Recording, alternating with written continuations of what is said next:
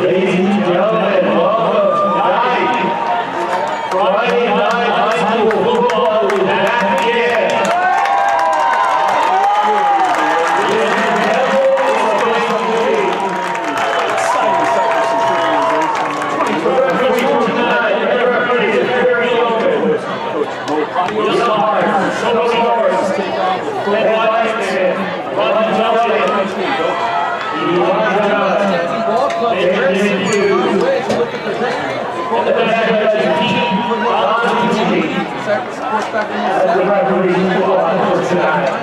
Six times together. Recent history. Foothill, who's won the Kickoff League Championship 2 out of the last 3 years.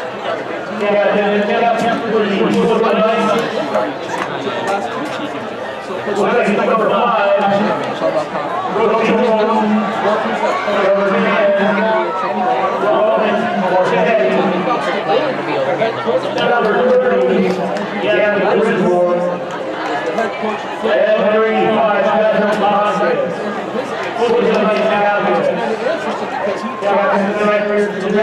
John Selby and Coach Kraft for years as the head coach outside.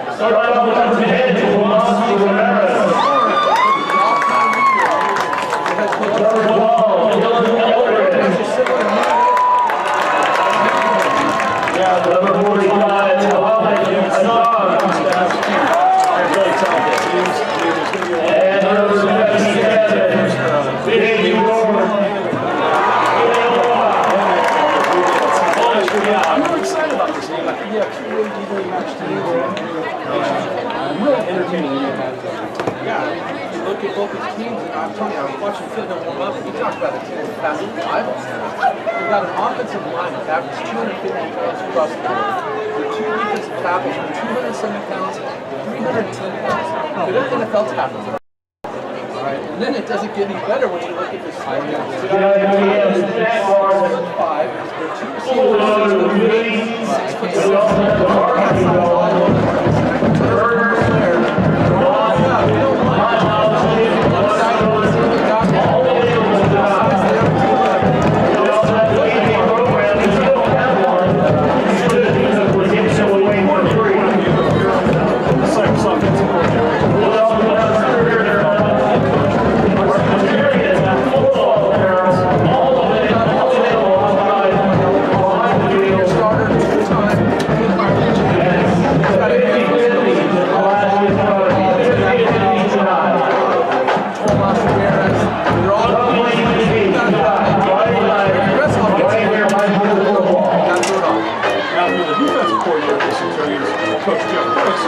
How are you going to stabilize that offense if you don't think them to change? Well, that's going to be the challenge.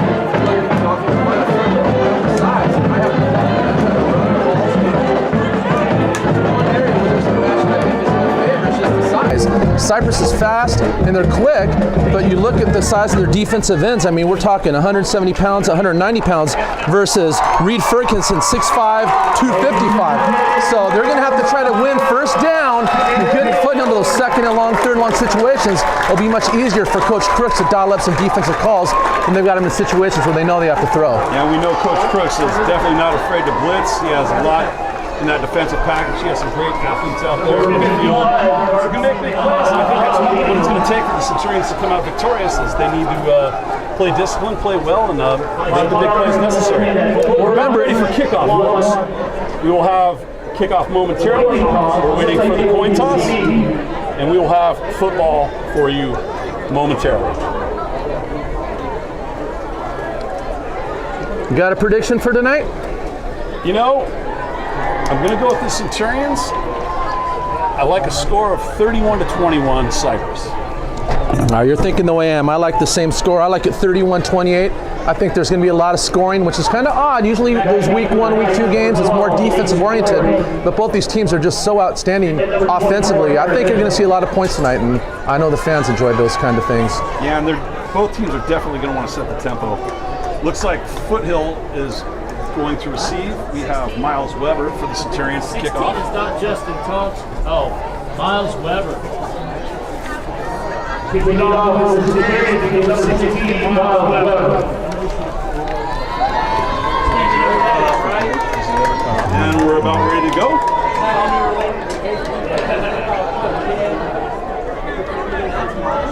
The Centurions will be kicking into the beautiful sunset, sinking over the Pacific here at Handel Stadium, with the American flag to their back, as well as the scoreboard.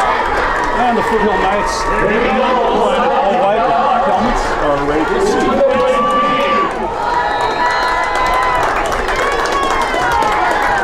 And here we go. 2021 football season is officially began. Nice return for Foothill, out to about the 25. Nippy little return for Aaron Mitchell, sophomore running back for the Foothill Knights. And here comes the Cypress defense onto the field. Of course, led by defensive coordinator Coach Jeff Crooks. The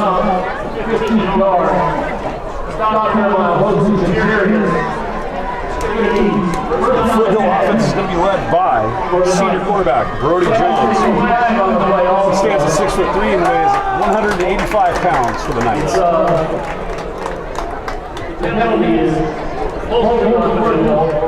They have a holding penalty in the game, so Foothill will begin on their own 10-yard line. And I'm not completely surprised. It's ironic the first play of the game of the season is a penalty, but these are the games that we're going to have to work out all those kinks, offsides, holding, all the little things. You want to get those out of the way in the preseasons, so by the time you hit league, you're playing good ball. Check that. Foothill begins on the 14. Little slip screen, and ball hits the ground. It's a live ball behind the line of scrimmage, but the Centurions rally and take out the receiver, Caden Talon, who is a senior, 6 foot, 160 pounds. The Knights took a pretty good hit by the Centurions there. You talked about the pregame. 2, so we're going to have 2nd down and 8 from the, or a loss of 2, I'm sorry. And that was the linebacker, Moda. Jeff Crooks dialed up a blitz and put pressure on the quarterback, causing that errant throw. So, like you said in pregame, Coach Crooks is not afraid to blitz early. So we have 7 and 13 from the Foothill 11. Back to throw, complete slip screen pass. Tackle looks like a gain of about 5, bringing up 3rd down and 8.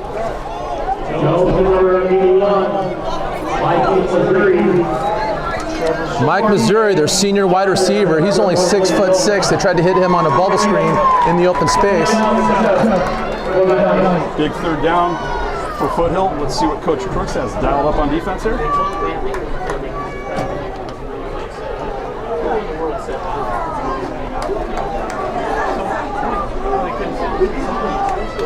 Brody Jones under center for Foothill. Back to pass. Hit as he throws. Complete. Nice catch. 1st down, Foothill. Complete to number 85. Patrick Hawkins, the tight end. 6'5", 230. He is a big tight end. And you talk about poise in the pocket. Brody Jones 3 times now has dropped back to pass. And in all 3 cases, he's gotten hit, but has managed to complete the pass. He doesn't really panic. He stands in there. He's got poise, and he appears that he can take a hit. And Brody Jones transferred, ironically, from Crean Lutheran his sophomore year. So the Centurions should be familiar with him, having played him back in the 2019 season. The year the Centurions incidentally made the CIF finals. Jones back to pass under pressure, scrambles out. He's got a receiver. Catch. That's Bobby Frank, senior. Big gain for Foothill. Man, you got to be frustrated if you're Cypress. That's 4 times now that Brody Jones has dropped back to pass and gotten hit, but has been able to get the ball off and complete it for a big game in every case. Brody Jones has been impressive, Coach Padios. He's one cool cat. Well, you know, you talk about senior leadership, having that experience. He's seen a lot of plays, he's seen a lot of blitzes, and he's making the right reads, and give him credit. He's doing a great job leading his offense on this first drive. Foothill on the Cypress 29, left hash.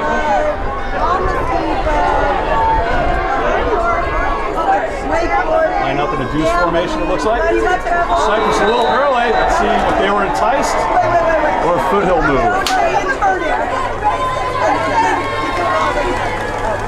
And again, first game of the year, you're going to see these penalties and things that you're hoping doesn't happen by the time league rolls around. And, you know, these guys are fired up, so I like the call going on 2 because you know Cypress is aggressive, and if they're going to blitz, one of the best ways you can slow a blitz down is by making it a long, hard snap count.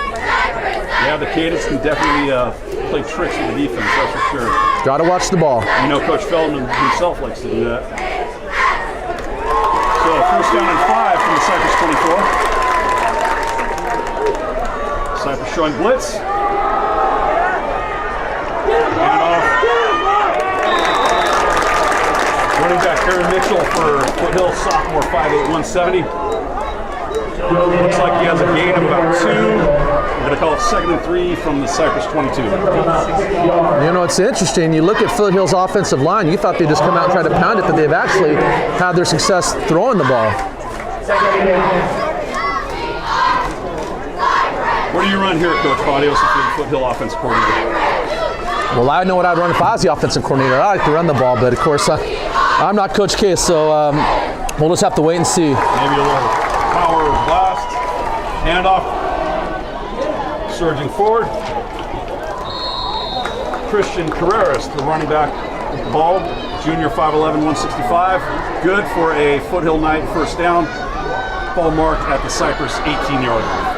Yeah, and again, with that offensive line they got, any kind of short down situation, you got to think they're going to pound it and just keep that drive going and the clock running. And remember, the longer the drive is, the longer Cypress's offense has got to sit on the sideline. And the longer the defense is on the field. And that adds up as you get into the third, fourth quarter, especially in these early games where the players don't have their game endurance yet. And we're in August, still kind of humid. Pass incomplete to the end zone.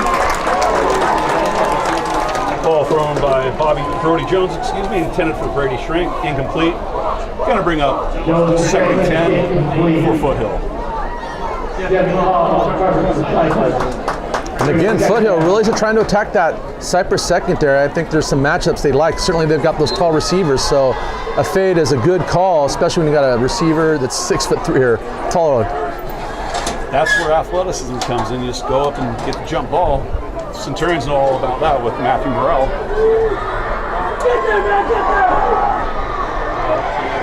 Little screen pass, complete.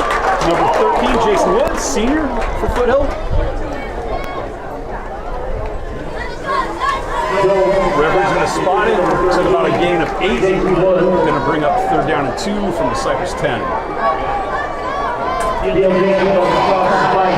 about that kicker for Foothill? You saw him warm ups. Yeah, John Forbear, he was warming up and he was consistently making it from 52 yards. Now, keep in mind there was no long snapper, there was no holder, there was no pass rusher pressure, but he certainly showed us in the pregame he's got the leg. He has quite an impressive foot. Handoff. Cypress squashes it immediately. Christian Carreras with the run. Actually lost a yard on that. And here's an early decision for Coach Case, 4th and 4.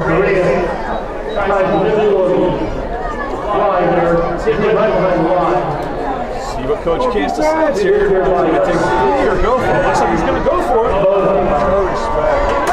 See Brody Jones coming back onto the field with the play. So Foothill. Big down, people! First 4th down of the season. Big down for the Centurions. This could set a lot of momentum here. Snapper Jones back to pass. We have a whistle. Play. It looks like a false start for Foothill. And that's the 3rd penalty we've seen just on this first drive alone. So again, it's those first game jitters. Absolutely. Well, I think that's going to make the decision much easier, as it looks like John Forbear is going to come out. And again, he was nailing the consistency from 52 yards, but again, that was pregame. I think that's a good decision by Coach Case. You know, set tempo for the year. You want to start the first drive of the year with some points on the board. Here's the snap. Kick is off, and it is good. 3-0 Knights. With 6:29 left in the first quarter. So a good opening drive for Foothill. I think Coach Case has to be happy with that. Obviously, he would have rather had the touchdown, but first drive of the season. The thing that stood out to me was Brody Jones and just his composure in the pocket. I mean, his first 4 passes, he was getting hit, and one of them it looked like they actually forced a fumble, but the receiver was able to recover it. But the fact that he had the maturity and the wherewithal to drive his team all the way down to nearly a touchdown, but to at least get points, that... It seems like every time he just popped right back up as well. Yeah, and then you talk about senior leadership, and football's a tough game played by tough people. So if you're going to be the quarterback, you're going to have to play under duress. You're going to have to play getting hit. Yeah, I've often said, I think quarterback is probably the toughest position in any sport that you can play.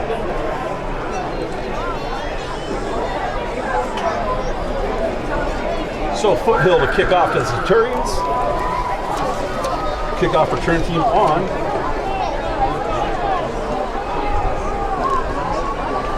Thank you for the Centurions, number 5, Joe Jansen. Number 22, Jesse Baldwin. Sean Sotto. Here to kick it off for the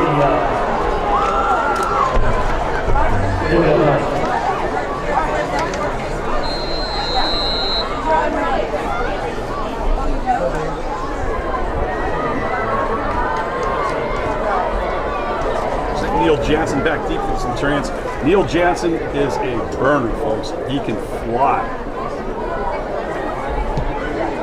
And they kicked it, Jansen. Jansen takes it to 5. Cuts to the sideline up the left. Taken out of bounds at about, looks like the Cypress 22, so return of 17 to start the Centurions off the season. Offense comes off the field, of course led by number 12, Dylan Eldridge. What can you tell us about him, Coach Rodios? Well, he's a 2-time Empire League champion. He has an opportunity to win 3 straight, something no quarterback in the history of Cyprus has ever done. He's got an outstanding array of receivers to throw to, led by, of course, Matt Morrell. You got Trevor Monteleon, Tomas Ramirez, Jesse Malden. He's got a lot of weapons, so let's see what he can do as Cyprus starts their first drive of the 2021 season. As well. Eldridge in the pistol formation. Back to throw. Eldridge under some duress, scrambling, goes downfield, hits Matthew Morrell. Matthew Morrell found some open space, some daylight, broke open, at the 43 of Cyprus, good for a 21-yard gain, 1st and 10. Yeah, that's a nice job by Dylan Eldridge, buying time in the pocket. He's not necessarily known as a scrambler, but his ability to move up, move back, and just buy time by shifting around allowed those receivers to finally get open.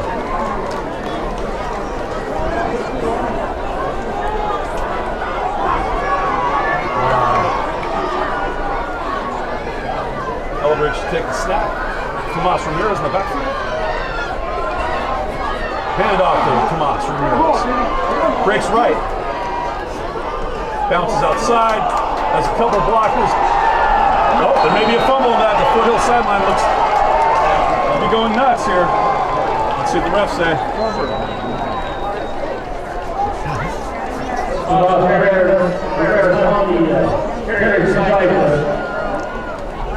No signal from the official yet. Retain possession. No, it looks like they're moving the yardsticks. Foothill's going to get it. And it was a turnover, as Coach Mario said. Looks like the Centurions turn the ball over. Foothill ball on the Cypress 44.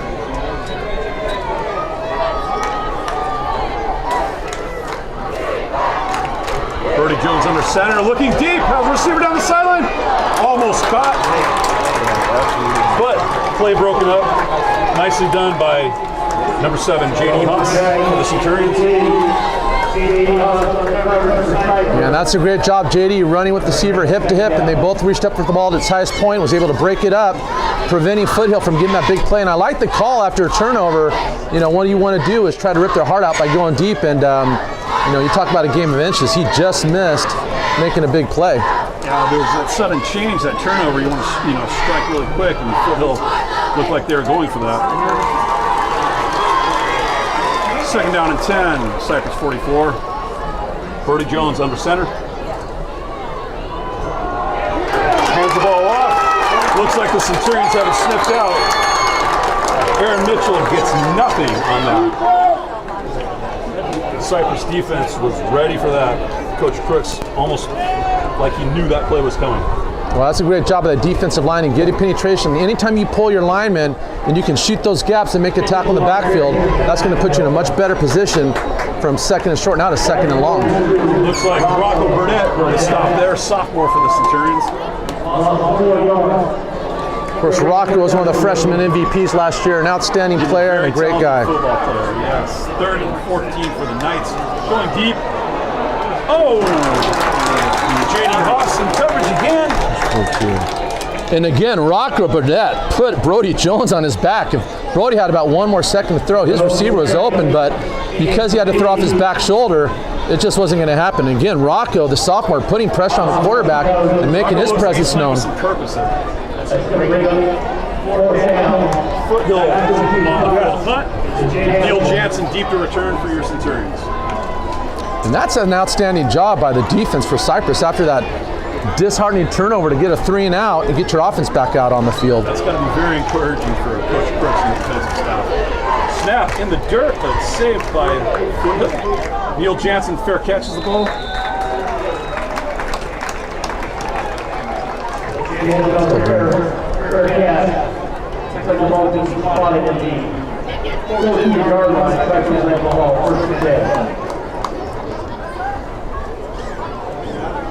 First and 10 for the Centurions on their own 14-yard line. Dylan Eldridge bringing them out for the second offensive series of the season and the game.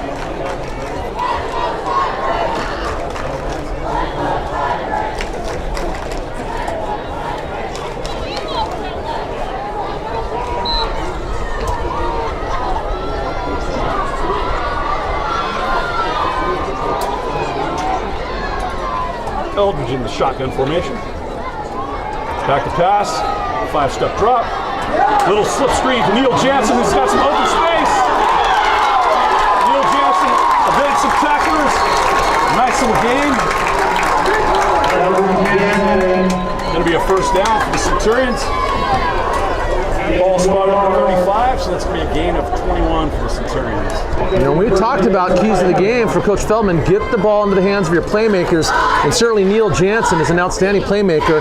I love the screen because you get your athlete the ball with a little space, and then they just do their thing with their speed and aggression. You get the momentum of the D-line coming forward, and then they have to retrace their steps, and if they don't, you're going to have issues as a defense. Trevor Montreal and wide out for the Centurions, as is Matthew Morrell. Motion in the backfield. Devin Cobb, stretch, going to the left. Devin's met by a barrage of Foothill tacklers. Looks like he's not going to get much real estate there, Coach. Well, I'll tell you what, give credit to the strong safety, Dean Piston. As soon as the receiver went in motion, he read that and came up to the line of scrimmage, and usually you don't count for blocking the strong safety, so that's something that the coaching staff scouted, and anytime they go in motion, you can anticipate that strong safety coming up, so hopefully Coach Feldman has some kind of play action off that. Going to bring up second down and 11 for the Centurions from their own 34-yard line.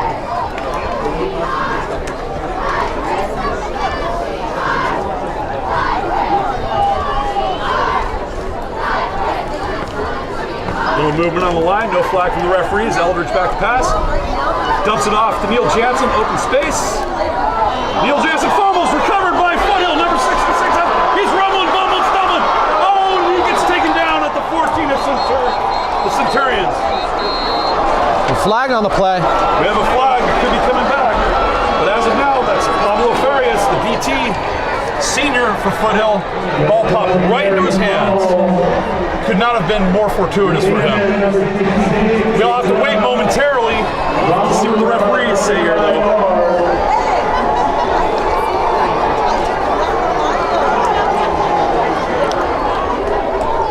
And of course, that was Jesus Rodriguez. He's only 6'2", 310 pounds. You know, that's a lot of mass. And again, we were saying earlier, you have NFL defensive tackles that aren't that big, but that's a heck of a play by him. And it looks like Foothill will keep the ball, but it must have been some kind of block in the back because they are going to bring the ball back. Shenanigans apparently after the play. It's going to cost Foothill's drill team. However, they will take over at Cypress 30 on the right hash with 2:40 remaining in the first quarter. Score is still 3-0 Foothill.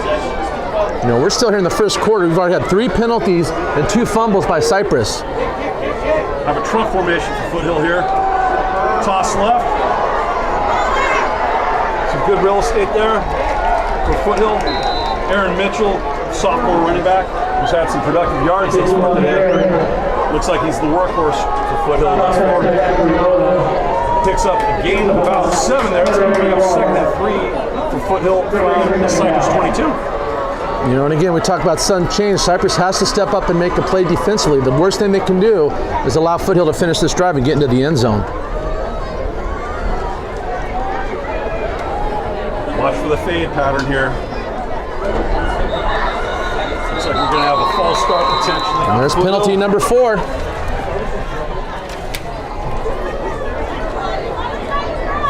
Foothill was showing some intentions there, possibly to go deep as Mikey Masri split out right to the wide right. The opportunity for a fade pass there. He's a 6'5", 185-pound receiver. You put the ball up to him, he's going to go up and get it. Tough to defend, coach. Is that Lance friend? Text. Well, Cypress gets a break via the penalty, but now they just got to take advantage of it. Who's here? 2nd down and 7 for the Knights at the Centurion 27. Handoff to Brody Jones. Cypress does a great job of following that up. Well, they had success running the sweep on 1st down, but this time Cypress was keying in on it and turned that into a loss. Looks like Tomas Ramirez got in there to make that tackle. He's going both ways tonight for the Centurions.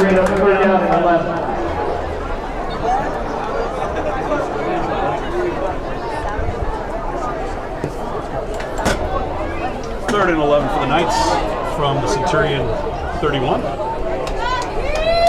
Brody Jones under center, drop back a pass, going deep. Yeah. Tomas Ramirez in coverage. Looks like the referees saw something there with Tomas's coverage. You got a hold of the jersey. It wasn't much, but anytime an official can see jersey getting pulled, especially with the wide receiver and defensive back, they're going to throw that flag, and that's what we're going to have here. Jersey getting pulled equals laundry on the field. Yellow flags abound.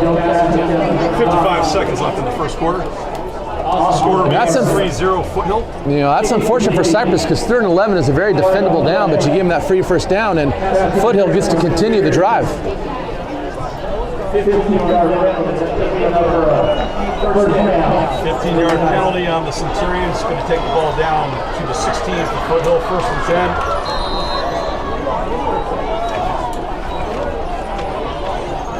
10. You know, up until this point, Foothill's dominated time of possession. They've dominated the number of plays, yet they're only up 3-0. If Cypress can hold them to a field goal attempt, a quarter in which they've, for all intents and purposes, been dominated, they'll only be down 6 points, and that's not bad considering. That would be a tremendous stop for the Coach Fritz-led defense.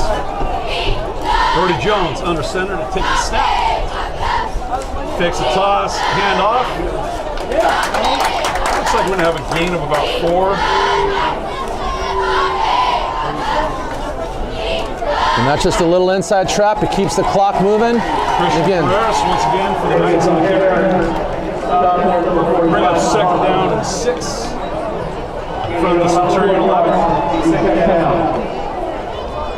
Clock continues to tick. 27 seconds remaining in the first quarter.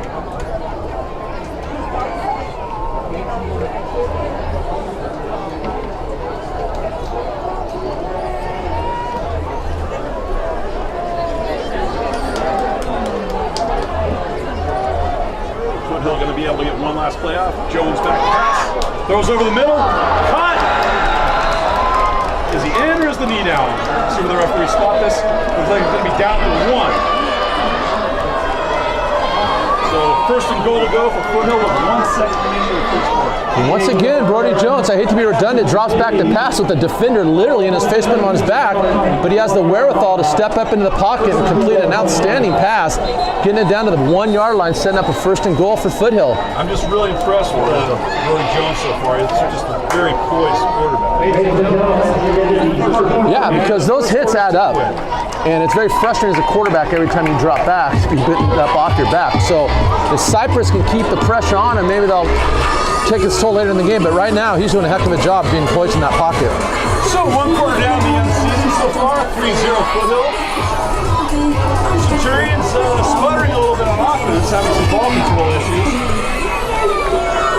Well, anytime you have two evenly matched teams, it might come down to turnovers, and right now Cypress is losing that battle. They've coughed it up twice, and it'll be interesting to see if Foothill can convert that into points, but with first and goal on the 1, it's going to take an amazing play by the defense to prevent a touchdown at this point. Cypress offense is very much like lightning, though. They strike very quickly.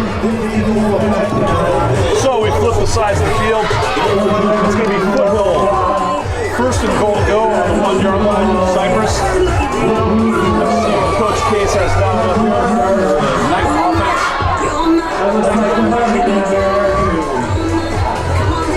Foothill going to line up on the left hash. Spread formation, not a jumbo formation, Coach. I'm thinking quarterback sneak right here. We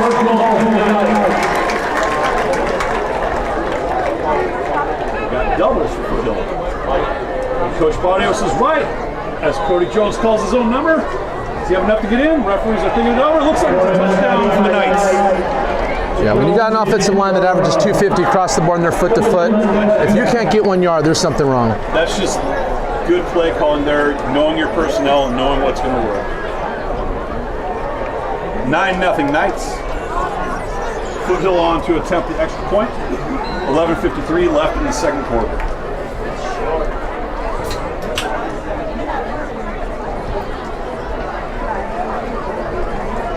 Snap is away. High snap. Oh, blocked by the Centurions. High snap definitely had an effect on the kicker there as the Centurions were able to get the block and hold Foothill to a 9-0 lead. 11:53 remaining in the second quarter.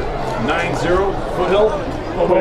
Mohamed Hossein coming off the edge did a good job. The snap was a little high, bought him an extra half second to get in there and get the block. To see Mohamed make that play. He's had some injury issues lately with his back, so it's very rewarding to see such a great kid and make a good play like that for the Centurions.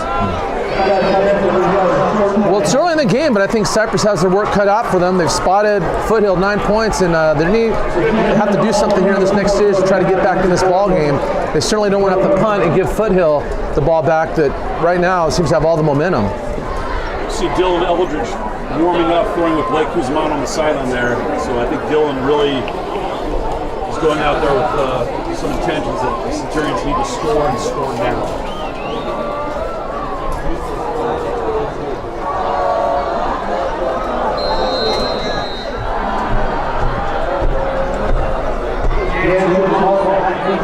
That's 2 people now. You can just hold it up.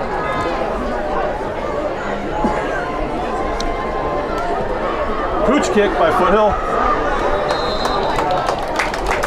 43. Smartly down there for the Centurions by William Swift. Foothill tried a little trickery there, Coach Barrios. Let's know of it.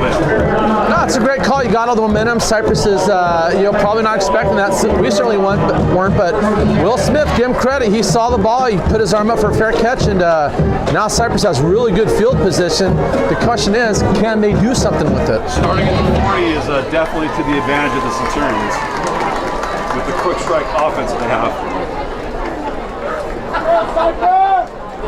Hussein, Cobb, and Morello split to the right. Empty formation for the Centurions. Watch for homecoming special here. Nope, fake. Little slip screen. Looks like the Trevor Monteleone, and he gets nothing.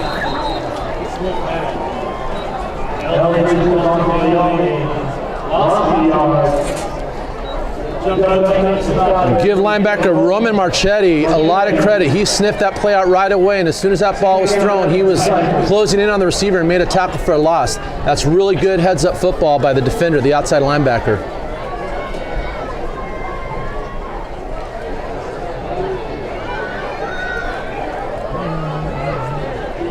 Eldridge in the shotgun formation.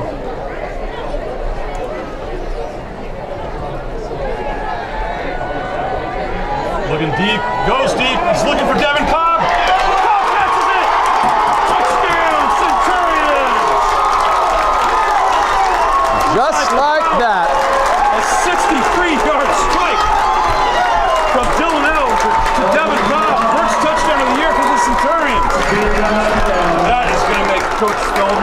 extremely happy.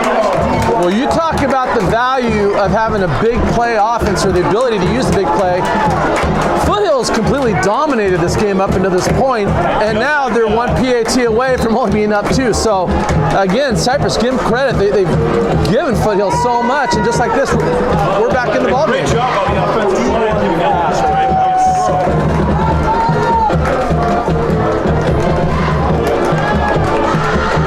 Miles Weber on for the extra point. High snap. Blake Cusimano did a good job of bringing it down over the kick, just a little low. 10:59 left in the second quarter. Foothill 9, Cypress 6. Yeah, and we often talk about offense and defense, but special teams is so critical. Both teams now have made some mistakes on special teams, but nonetheless, Cypress got themselves back in the ballgame. And let's not forget Dylan Eldridge. What a throw! I mean, that was a Division I pass on the money. And that's Dylan Eldridge that we've seen the last 2 years. That's why he was the Empire League MVP last year. That's why, as a sophomore, he led this team to a CIF championship game. And don't forget, it's very hard to start at a varsity sport, any kind, as a sophomore, but football especially, and then quarterback, and to take your team to a 13-1 record, they say have championship. I mean, I guess the biggest tragedy was last year that we didn't get to play a full season because Dylan would have a whole plethora of plays to show all the college scouts. He's a great pocket passer. I mean, who does he really remind you of, Coach Barrios? Well, I mean, there's a lot of great pocket passers. I haven't seen enough of them to compare him to anybody. My favorite pocket passer is Tom Brady, but I'm certainly not going to make that comparison because you're talking about the greatest quarterback ever. He has some poise. Kind of reminds me maybe a little John Elway. He's got that poise. He stands in, and he's a good leader. Well, let's see how the season progresses, and we can start making comparisons. But I know that's a great pass nonetheless. Miles Weber to kickoff. Kicks the ball out of bounds. Go down there. Which I'm sure Foothill does not have a problem with.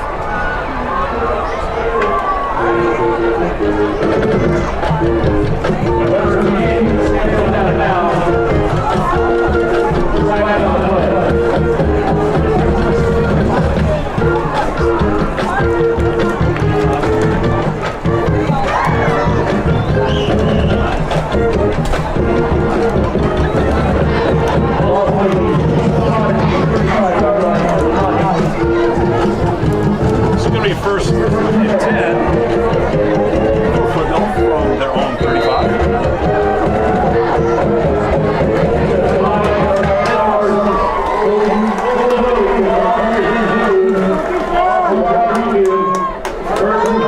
Jones under center, drops back to pass. Looking deep, has the receiver wide open. Oh my goodness. Austin over, wide open. Gets a taunting flag for celebrating, but that is a 65-yard instant touchdown strike for Foothill on the first play on that series. Well, Cypress makes a big play, and Foothill answers with a big play of their own. We told you, if you like offense, you came to the right game, but Mano y mano. I'd certainly like to see a little more defense with my team. Yeah, and he was wide open. That was a great route by the receiver. Really created about 4 or 5 yards of separation, and just. And you know how difficult it is as a DB. Once that separation is created, it's hard to make up that space. And remember, as a cornerback and a safety, you're on an island all by yourself. So when you get beat, everybody sees it. So that's one of the challenges of being a defensive back. You not only have to be physically talented, but you also have to have the mental wherewithal to come back if you give up a big play. DB is definitely a double-edged sword. You do something great, everybody sees it, and if it's not so great, everybody sees it. So Foothill on to attempt the extra point. Snap is down, kick is up, a little low, and it is good. That was a low lie driver through the uprights, but it counts nonetheless. 10:48 left in the second quarter. Foothill 16, Cypress 6.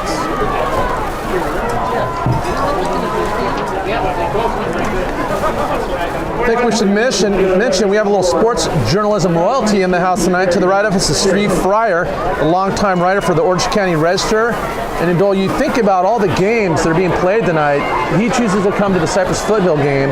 And I think that has a lot to do with the fact that you have two outstanding programs, two evenly matched teams. And the fact that he came here is a good thing, although, correct me if I'm wrong, he's been kind of a jinx through the years, because it seems like every time he comes to a Cypress game, they tend to lose. We can ask Feldy about that, but I know... He's developed a friendship with Coach Feldman, and they keep in close touch. Yeah, that is kind of ironic. It's always an honor and a privilege to have the #1 high school sports reporter in the house when you're playing a game. It kind of makes the game a little more special and makes it feel important. But maybe in the future he can just watch on YouTube and support us in that way, because absolutely. Foothill on the field to kick off. There's a lot of room in the middle.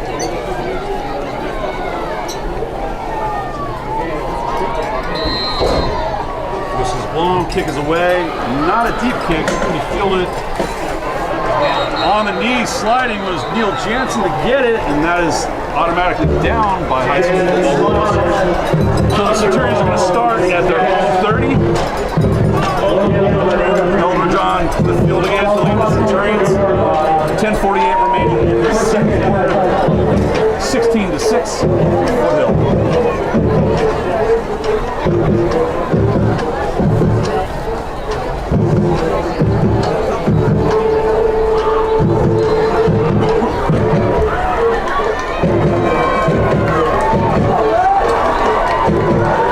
Eldridge in the shotgun formation. Neil Jansen to his right. Sorry, Tomas Ramirez. Morrell on a slant. Ball thrown behind him, but Matthew Morrell makes an adjustment. What a catch. Yeah, that's the thing about Matt Morrell. He's got those long arms, and even though that wasn't the best pass, he used his length and reach to get behind it and pick up the pass, because that, with most receivers, would have been an incomplete. As Coach Feldman would say, that's making yards out of nothing at all. Morrell good for a 7-yard gain there on a ball thrown very much behind him. It is the first game, though, so that'll be adjusted. So, second down and 3 on their own 37 for the Centurions. Matthew Morrell split out wide. Neil Jansen to the slot.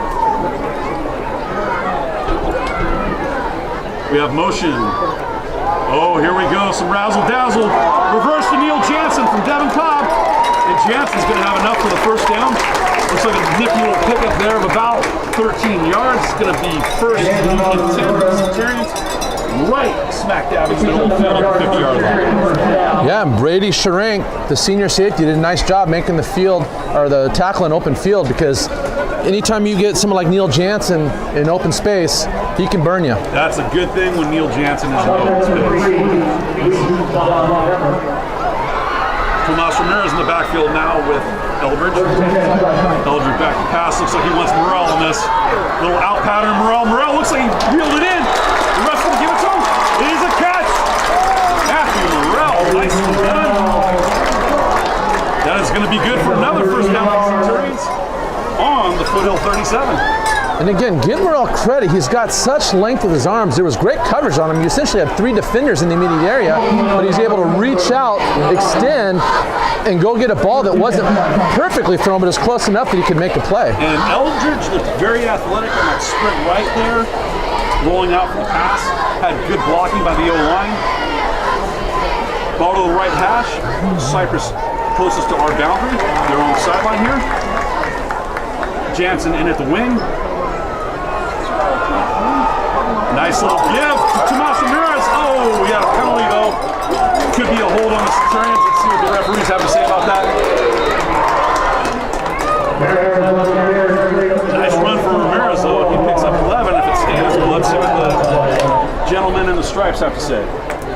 Well, there's a nice hole created by the offensive line, but you got to wonder if the reason the hole was that big is because the defender was getting held, and it looks like it is going to come back. And the ref, yes, unfortunately, that is going to be a hold on the Centurions, which is going to nullify a nice 11-yard run by Tomas Ramirez.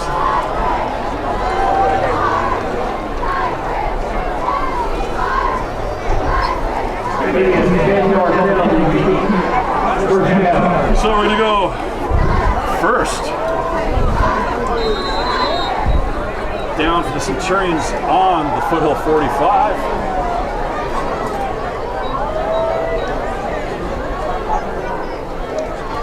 Call it first and about 18 to go.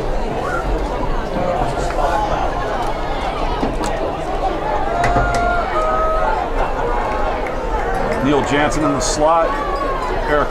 Matthew Morrell to his right. Jansen in motion. Fake handoff to him. We got Matthew Morrell down the sideline. Little push mouth. Are we getting a pass interference here? Oh boy. Obviously the officials are going to say that's incidental. Cypress disagrees with that, I'm going to say, Coach. Well, you're always going to job for your team, and you always want to get the call. I mean, I thought that was a good defensive play. It's one thing to be running hip to hip and have a little resistance, but it's when you're grabbing that jersey, when it's clear to everyone in the stands that there's pass interference, that the referee's going to make that call. Yeah, the referees are hearing it from the Cypress faithful right now. Of course, there's a little bias there, and I get that, but that was a good call. The worst thing you can have is a referee that's over-officious. Let them play, and unless it's blatant, let it go. You don't want them to decide to do it, that is for sure. So that's going to bring up second down and 18 for the Centurions at the Foothill 45. Eldridge in the shotgun formation with Tomas Ramirez behind him. Handoff, reverse. Oh, we got Morrell wide open. Ball away, Matthew Morrell. Touchdown, Centurions. 45 yards from the quick play. Touchdown down right there. Brilliantly done. It'll be a matter of time. Matthew Morrell is going to try it. Hit Hager for the Centurions, and there it is. Touchdown to the Centurions. Well, you talk about big plays. Coach Feldman is one of the most aggressive play callers when it comes to trick plays, reverses, double passes. They'll do it all, and they do it week after week, and for whatever reason, teams just don't seem to have the ability to cover it. His creativity is just stellar. He is truly the Pablo Picasso of high school offensive coordinators. He just paints a beautiful picture every time.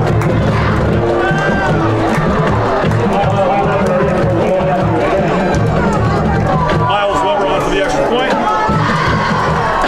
Blake Cusimano with the hold. Cusimano, great job scooping the low snap up. So much so that Miles Weber was able to get away and actually convert the extra point. Take it to Foothill 16, Cypress 13 with 7 seconds left. And that's the second snap tonight on the PAT that's been, off. If I'm the center and the long snapper, I'm getting together and I'm taking some practice snaps because this is a tight ball game and it might come down to a field goal or PAT, and the last thing you want to do is lose a game because of the snap. Hey, well, we have a moment, Coach. I just wanted to, give a special shout out to a man we all love, one of our best friends. Centurion for life, who passed away last November, J.D. DeFazio. Probably the biggest loss in the history of Cypress Nation. We all love and miss him. So just want to know, JD, we know you're up there in heaven watching this tonight. And we love you, brother, and we miss you. Yeah, he's dearly missed. He was a great guy. He was a pillar in the community of Cypress. Really gave his heart and soul to the program, to the players. Of course, his beautiful wife is right in front of us down below. Yeah, there's Stacia. We'll give a shout out to her as well. What a great guy. Again, it's just one of those things you still can't believe. I expect him to walk into my garage any day now. I do too. It's like I expect to see him every time we go by his house and watch games with the other Cypress alum and the Cypress family. It's just like, where's JD? Well, I pick up my two daughters right by his house at times. I'll drive by his house. See if the garage. That 1% chance, maybe we were wrong.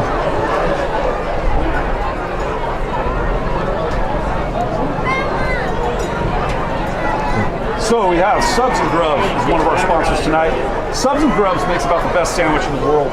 So I just want to encourage you to go to Subs and Grubs, support them, give them business.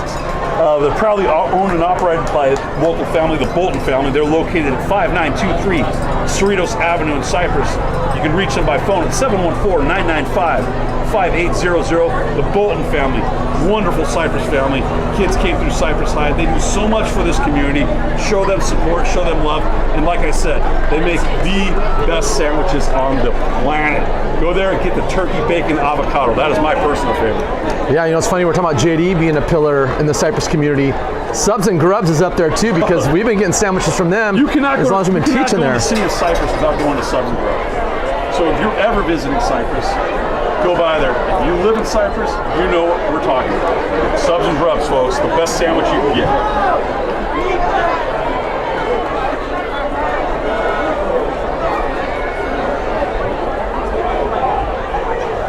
Got a little break in the action here. You know, Foothill got off to a great start. Also like to give a little shout out to Bolton Orthodontics. Dr. Bart R. Bolton, same family pillars of the community.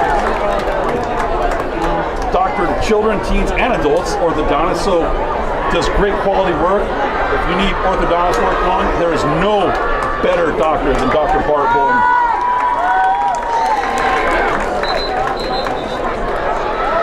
You know, I was saying earlier that Foothill got off to a great start and looked like they're in control, and every time it looks like they're about to pull away, Cyprus kids keep coming back. So for Cyprus now, they just can't pull away. Cyprus is hanging around, so Cyprus can get a stop on defense and finally just get a break and get an opportunity to take the lead.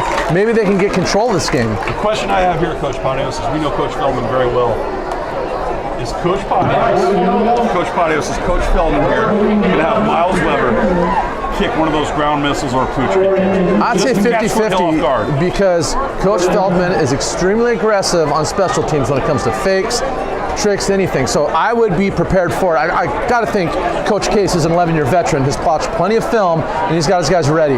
We know Coach Doyle and Coach Thompson, who are in charge of special teams, watch plenty of film on Foothill, so they will be able to expose any weaknesses if there are indeed any. Miles Weber to kick. Kicks it deep. Not quite to the end zone. The referee waves him out, caught on the goal line. Nice little return. Not quite to the point. We got some laundry on the field. Now, interesting. For Foothill's Mitchell, the 5'8", 170-pound running back, who's a sophomore. The ball was fielded on the one, but the momentum brought the return man into the end zone. I was under the impression once you go to the end zone, What's the rule on that, Coach Patios? I know if the ball's kicked into the end zone, it automatically goes out to 20. You can't return it. I would have assumed that if your momentum brings you in the end zone, the same thing. But apparently that's not the case because the referee was right there and clearly saw that he had gone into the end zone, but allowed the play to continue. So let's see what we have here penalty-wise. The referee needs a flag in the field still. 5 gentlemen are discussing the infraction, and it looks like it's going to be against Foothill. So we're going to back them up a little more. So Foothill is going to begin this drive on their own 9-yard line, 1st and 10.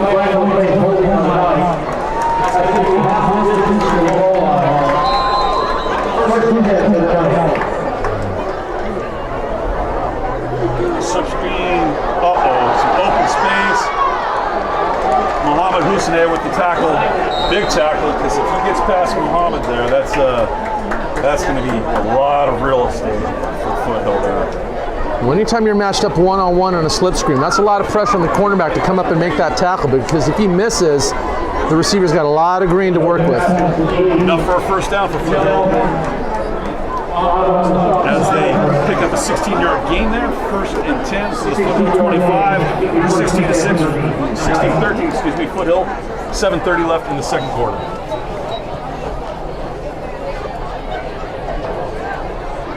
Foothill spread formation. Brody Jones under center, takes a snap, looking to throw, drops back. Little underthrown for the receiver. Yeah, and as a quarterback, over much chance there. Incomplete. Devin Cobb, Neil Jansen on the coverage. Still discussing it, so they're ironing out what happened there, which is always good when the kids are communicating, trying to get it right.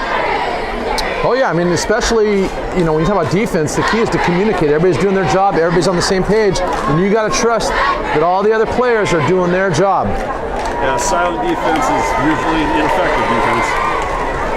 Going to bring up 2nd down and 10 for Foothill from their own 25. Jones under center. Once again, throws incomplete. Almost looked like he squeezed the ball a little too much there. And Coach Crooks on 2nd and 10 decides to dial up a blitz with outside linebacker Hohensay, who did a really good job again pressuring Brody Jones. I don't think they've sacked him tonight, but he's been knocked down at least 8 different occasions. So again, if you can continue to apply pressure, that will take its toll as the game progresses. The Centurion D-line has definitely introduced themselves to Mr. Jones tonight.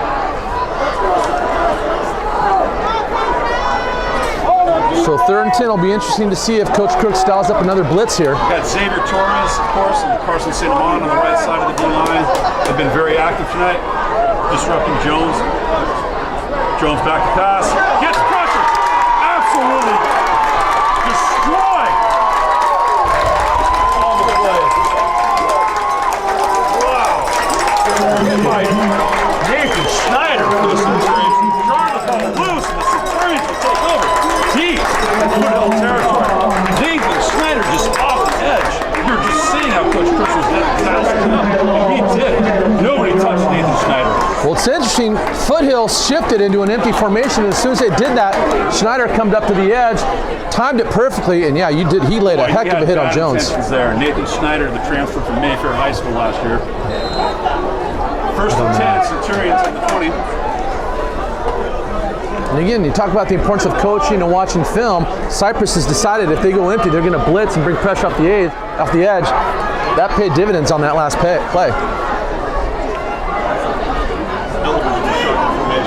Tomas Ramirez to his right.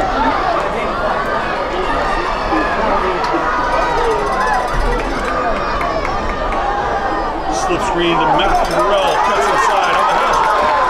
Has a little daylight. Good for a 10-yard gain, it looks like. See what the referee spotted. They're going to give us the first down here. You're starting to get that feeling. The momentum is starting to shift. It was all Foothill for that first quarter and a half, but now Cypress is making some big plays on offense and defense, and they're closing in on possibly taking the lead here. Definitely looks like a different Cypress team in the second. We're going to have 1st and goal, Cypress. Just inside the 10-yard line. Eldridge in the shotgun formation. Ramirez to his left. Watch Jansen in the wing. Snap to Eldridge. He's looking for Morrell again. Jump ball to Morrell. Ooh. Once again, some suspect activity there, Coach Adios. Well, now on that one, I saw a little more jersey being pulled, and I could have seen that going either way. You know, I always tell my players, if it's close enough to leave it in the hands of the refs, you got to live with the call one way or the other. I'm quite certain they don't care who wins or loses. They're doing their best. Of course, the fans of either team are going to, jock for their players, but it was close enough I could see it going either way. 50-50 call for sure. Right. Eldridge gets the play call from Coach Feldman. 2nd and 10 from the 10-yard line for Cypress on the right hash. 6:19 left in the second quarter.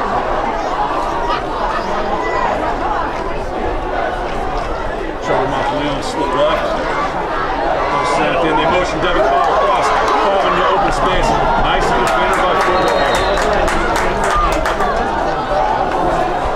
Have to give Foothill credit on that. Did a great job of finishing that. Knew it was coming. Again, Dean Piston, the strong safety, did an outstanding job. He made a big play earlier, forcing a fumble. He's being forced to make a tackle in open space against a fast athlete, and again, that's 2 times he's stepped up. Good game so far. Dean Pistone, the strong safety, senior 5'8", 163 pounds from Foothill Knights. Now this is a big down for Cypress, because if Foothill can get a stop, they're probably going to go for a field goal, and we've already seen them struggle on PAT, so certainly a field goal is no give me, even at this close a range. Big 3rd down for the Centurions here. And I like the call.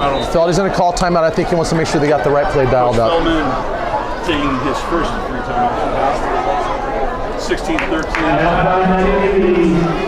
Foothill, as we have a break in the action, 5:32 left. We'll have a little break here. You know what, Coach Barnes? Let's say hi to one of our good friends, another class of 80 alumni Centurion, our good buddy and friend, Jeff Hall, who you know is listening right now. Oh, is he at the game, or is he on TV? Or is he watching on TV? He's with us, no matter where we go. So Halsey, what's up, brother? Glad to have you with us. Go Centurions. Coach Feldman out there dialing up an offensive play. Of course, Halsey's a lifelong Ram fan, and more importantly, he's a huge UCLA Bruin fan. I know, Halsey, the Bruins appreciate your support, so go Bruins, Halsey. Halsey definitely loves his Rams, that's for sure. Oh, he's not. What are you saying? He's not a Bruin fan? To be determined. I'm a fan of that other team. Your alumni. Well, Long Beach State doesn't have a football team, so I don't know who you're talking about. Well put, Coach Barrios. Well put indeed. Dylan Eldridge in the shotgun. Tomas Ramirez throws right back to pass. Looking for Morrell in the end zone. Morrell breaks it back. Morrell!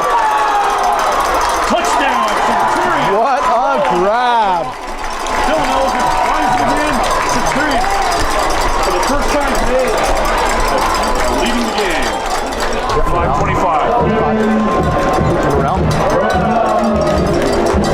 I'll tell you what, I'm a big Dylan Eldridge fan, but I got to tell you what, when you got a receiver like Matt Morrell, your throws don't have to be perfect. If you can just get in the area, and again, we said this earlier, he's got that amazing reach, he'll get the ball. Matthew Morrell is gifted. You know, in baseball, from Coach Weber in Cypress, Matthew Morrell is a pitcher who throws 94 miles an hour. That's the rumor, and if that's been confirmed, that's not bad for a junior high school pitcher. He has an outstanding pitching coach in Adam Wilton as well. Major League Baseball player who's doing a great job really developing Matthew Morrell's talent. Miles Miller on this point. Low kick! No good. Man, and PATs are just killing Cypress. 1916, Cypress was their first lead. And again, you know, we spend a lot of time talking about offense, we spend a lot of time talking about defense, but, you know, 1/3 of the game is special teams. And both teams that I've really struggled with the PAT, that's the third one Cypress has missed. And I've said this earlier, I hope that doesn't come back to haunt them later in the game. No, you would hate to see the outcome of the game affected by, something as routine as a PAT. Right. But when it's the first game, both teams are, working out the kinks right here. And one of the things people don't understand about PAT and even punting, you've got to have a good snap. You've got to have a good hold. The line has to block the oncoming rush, and then of course you have to have a good kick. So there's a lot of factors that play into something that seems very routine and automatic. It is very systematic. If anything in that system breaks down, it doesn't tend to end well. So, Weber on the kick. Tees up the ball at the 40 for the Centurions. We talked earlier about Coach Feldman possibly doing some kind of squib. This might be a good time to call him because you've got the momentum, you've got the lead, Foothill's a little bit down, you get a turnover here, you really could put them behind the 8 ball. I'm curious to see what Coach Chris is going to dial up on defense here. I know Coach Feldman would like to have the ball back before the half. Weber to kick it away. Fielded at the 5. Fumble by Foothill. Oh, nice hit.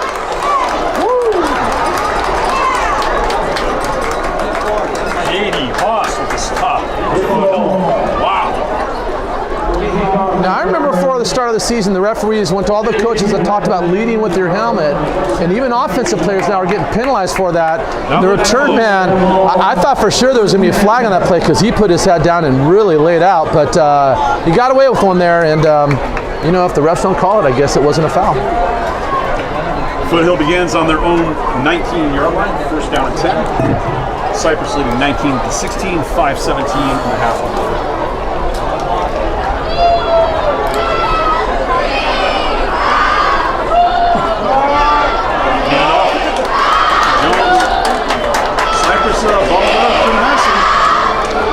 Yeah, and again, that looked like either a power or trade where they're pulling linemen, and the Foothill offensive line is just letting too much penetration in the backfield, which is stuffing the running back. So if they're going to run those kind of plays, they got to block down on those rushing down linemen, secure them so the back can get to the hole. I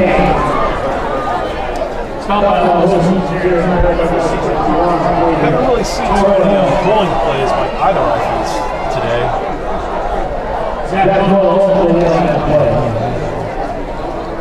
Number 2, Brady Strink, wide out for Foothill. Seems to be Brody Jones' favorite receiver thus far. He drops back, and he's looking for Strink. He's got him. Great catch by Strink. Devin Cobb there to defend. Looks like he's going to pick up about 7 for the Foothill Knights. Going to bring up 3rd down and 3. Ball spotted at the Centurion 28. It's a nice job by Cobb coming up and making that tackle or get an open space. If you don't make that tackle, the receiver's off to the races. So when we talk about the pressure playing cornerback, you're all alone and everybody's watching you. So when you make a good play, we all see it. But when you mess up, everybody sees that as well. Devin Cobb really emerged last season as a good two-way football player. He's pretty crafty on offense, didn't know open spaces. Become a really good coverage corner. Anytime you can have a lockdown type quarter, that's a huge advantage for your defense. Slip screen for Foothill. Oh! Austin over and into open space, and nobody's going to touch him. Touchdown, Foothill. Apparently the fans aren't too happy about that. The Cypress student section being a little vociferous there about what they just saw. You know, one of the advantages of running the spread offense is you create a lot of space, so you get the ball in the hands of your athlete, and if you can get a couple blocks downfield, they're off to the races. And right there's a perfect example of why the spread is so, is so potentially dangerous for the defense, because you're so close to making big plays, and they just executed that perfectly. Foothill, give them credit. For a 72-yard touchdown, Bertie Jones to Austin Overin. Austin Overin was probably shocked by how much real estate he had. Extra point attempt is up and good. Foothill regains the lead with 3:32 left in the half. It's 21-19. Well, I had a final of 31-28. They might make that score by halftime at this rate.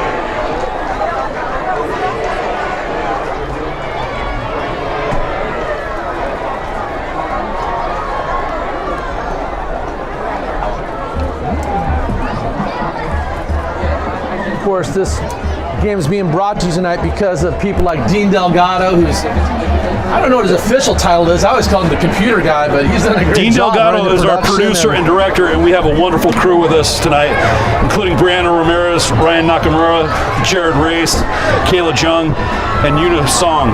These are all students. We don't get This paid, is our production.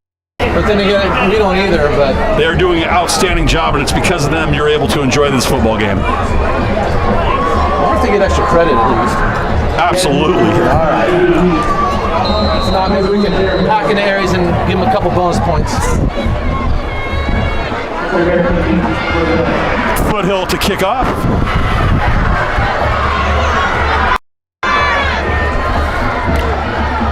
Kick to Neil Jansen, which surprises me.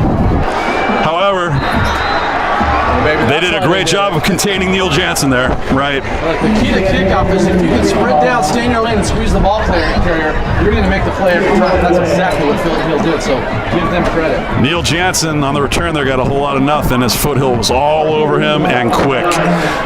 So we have 3:25 left in the first half. The Centurions are going to start from their own 18. They have 82 yards to go to pay dirt. Coach Feldman has 2 timeouts and 3 minutes and 25 seconds to get that done.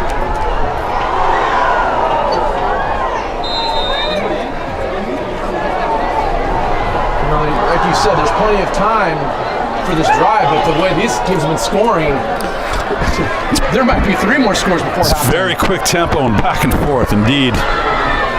Trevor Monteleone checking the play. He's going to be split wide right. 3-by-1 formation for the Centurions. Looks like we have a timeout on the field. Coach Feldman is elected to take a second time out of the half. Wants to get it right. And again, you want to get this right. The last thing you want to do is go 3 and out and give Foothill the ball back with the lead and momentum before half. So this is kind of a big drive for Cypress. I mean, they're all important, but you certainly don't want to give Foothill the ball back, because if they can get another score before half, that can really put you in a tough situation.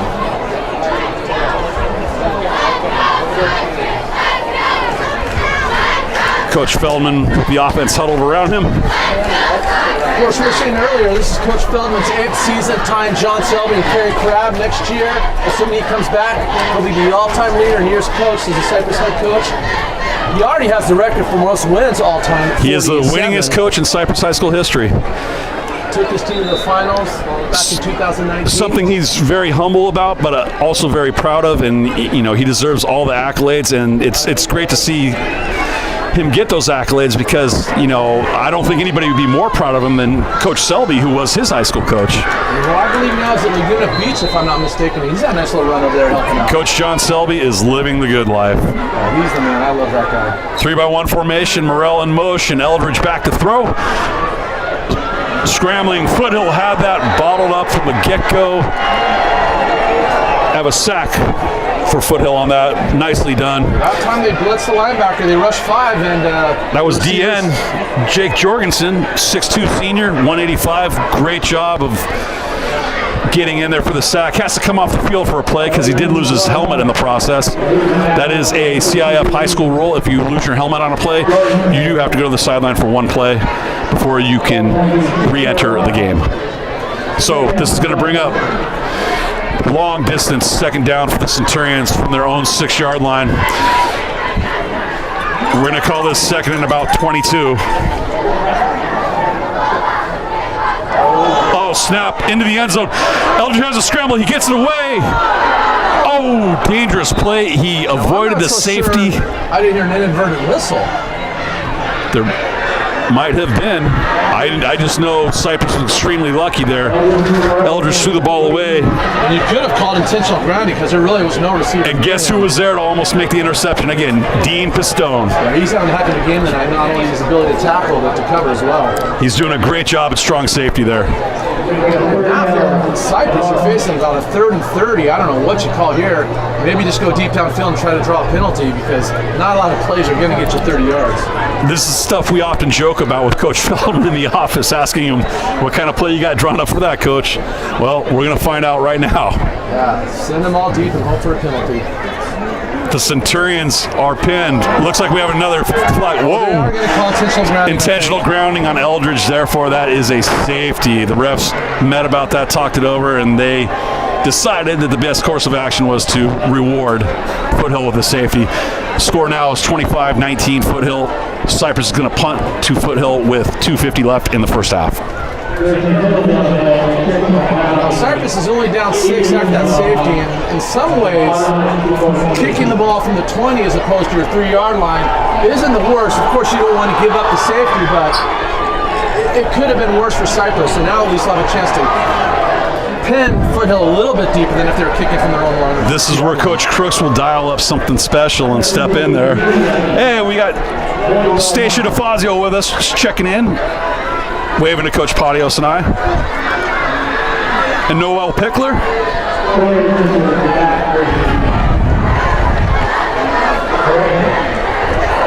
got to tell you, the tail of the first half has just been mistakes. I mean, I think both teams are going to watch the film and just talk about what could have been if you're on the losing end, because both these teams have made some big plays, but they've also given up some big plays. Yeah, it seems like, just when a team's taken over the momentum, they've given it back. Yeah, nobody's really been able to pull away because it looked like Foothill was going to run away with it early, and Cypress got all the momentum back and looked like they were going to take charge, and now Foothill has gotten the momentum back on their side. So it's been a great game if you like kind of that back and forth. Yeah, it's definitely like a long-distance race. It's, not a sprint. This is definitely a marathon game-wise. Remember, it is week 1. I don't care how much you practice in the offseason. Nothing can simulate game speed. So until you actually play on a Friday night on the lights, you can't simulate these kind of things in practice. You just have to play. Miles Weber with the free kick from the Cypress 20.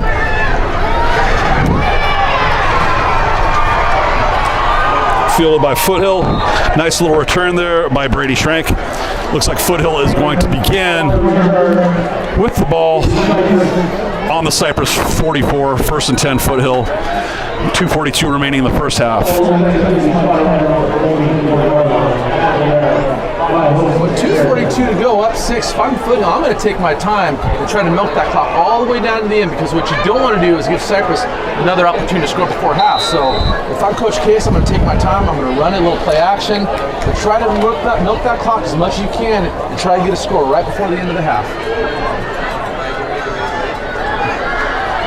Jones back to pass. He's going. Interception. Neil Jansen picks it off at about the 20. Able to get some more real estate there. About the 30, the interception occurred. That is tremendous for the Centurions.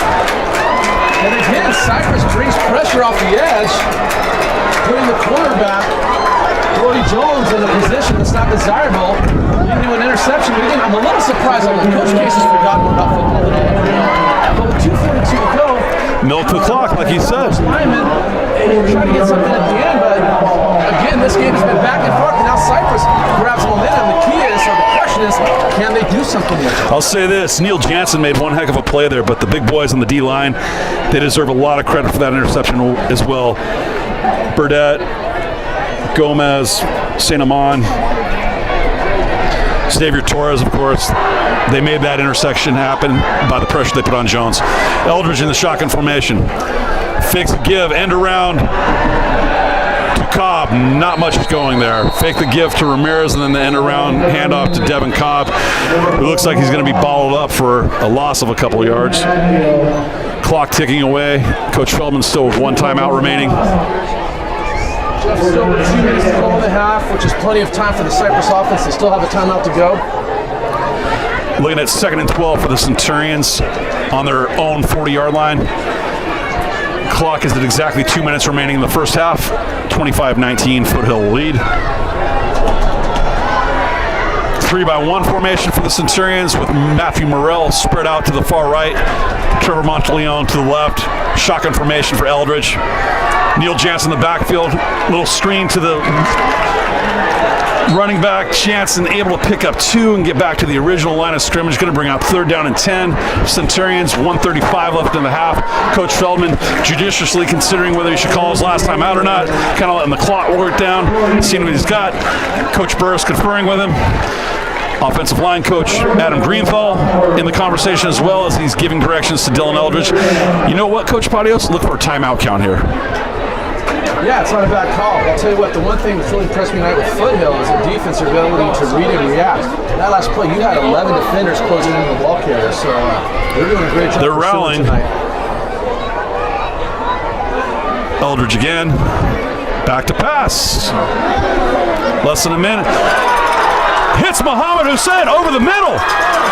Running down the hash. Muhammad breaks free. Nicely done for the tight end. It's a little delay. All the receivers clear out deep, and then you release Muhammad into the flat, wide open, and he picks up a big gainer for Cypress. Hussein, the 6'2", 190 linebacker / tight end. Big gain there. Down to the Foothill 27.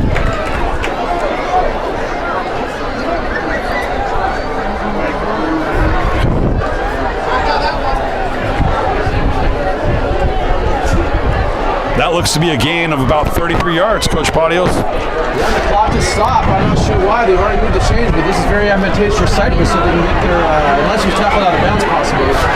I believe he was on the Foothill sideline. Okay, that's even a double win for Cypress. Down to 47 seconds left. 1st and 10, Cypress on the Foothill 27. Eldridge in the shotgun, back to pass. He's looking Morrell's way again. He's got some heat coming in the pocket, steps up, and he is sacked. Dropped for about an 8-yard loss. Foothill stays aggressive. Again, they blitz 2 linebackers. Even with the blitz, Clock's still moving. Which surprises me because he has so many good receivers. Somebody's got to be up and downfield. Cypress has to hurry here. They get the play away. 21 seconds. Eldridge back, scrambling to his right. Under pressure, throws the ball up. Incomplete. 16 seconds left. Cypress will have 3rd down and 16 on the Foothill 33-yard line. Let's see what Coach Feldman dials up here. And again, with Foothill blitzing, as aggressive as they are, you're going to have some one-on-one opportunities downfield. And with the outstanding receiver Cypress has, he's got to be open. Eldridge has just got to find that receiver and get the ball to him. Eldridge to the sideline. Check in with Coach Burris and Coach Feldman. You got to figure Cypress has got 2 downs to get 17 yards. Still 1 timeout remaining.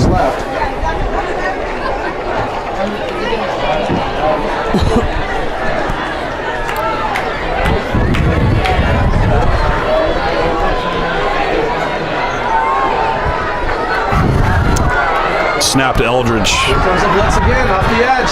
He's looking for Morrell. Got him down the sideline. Oh, my goodness.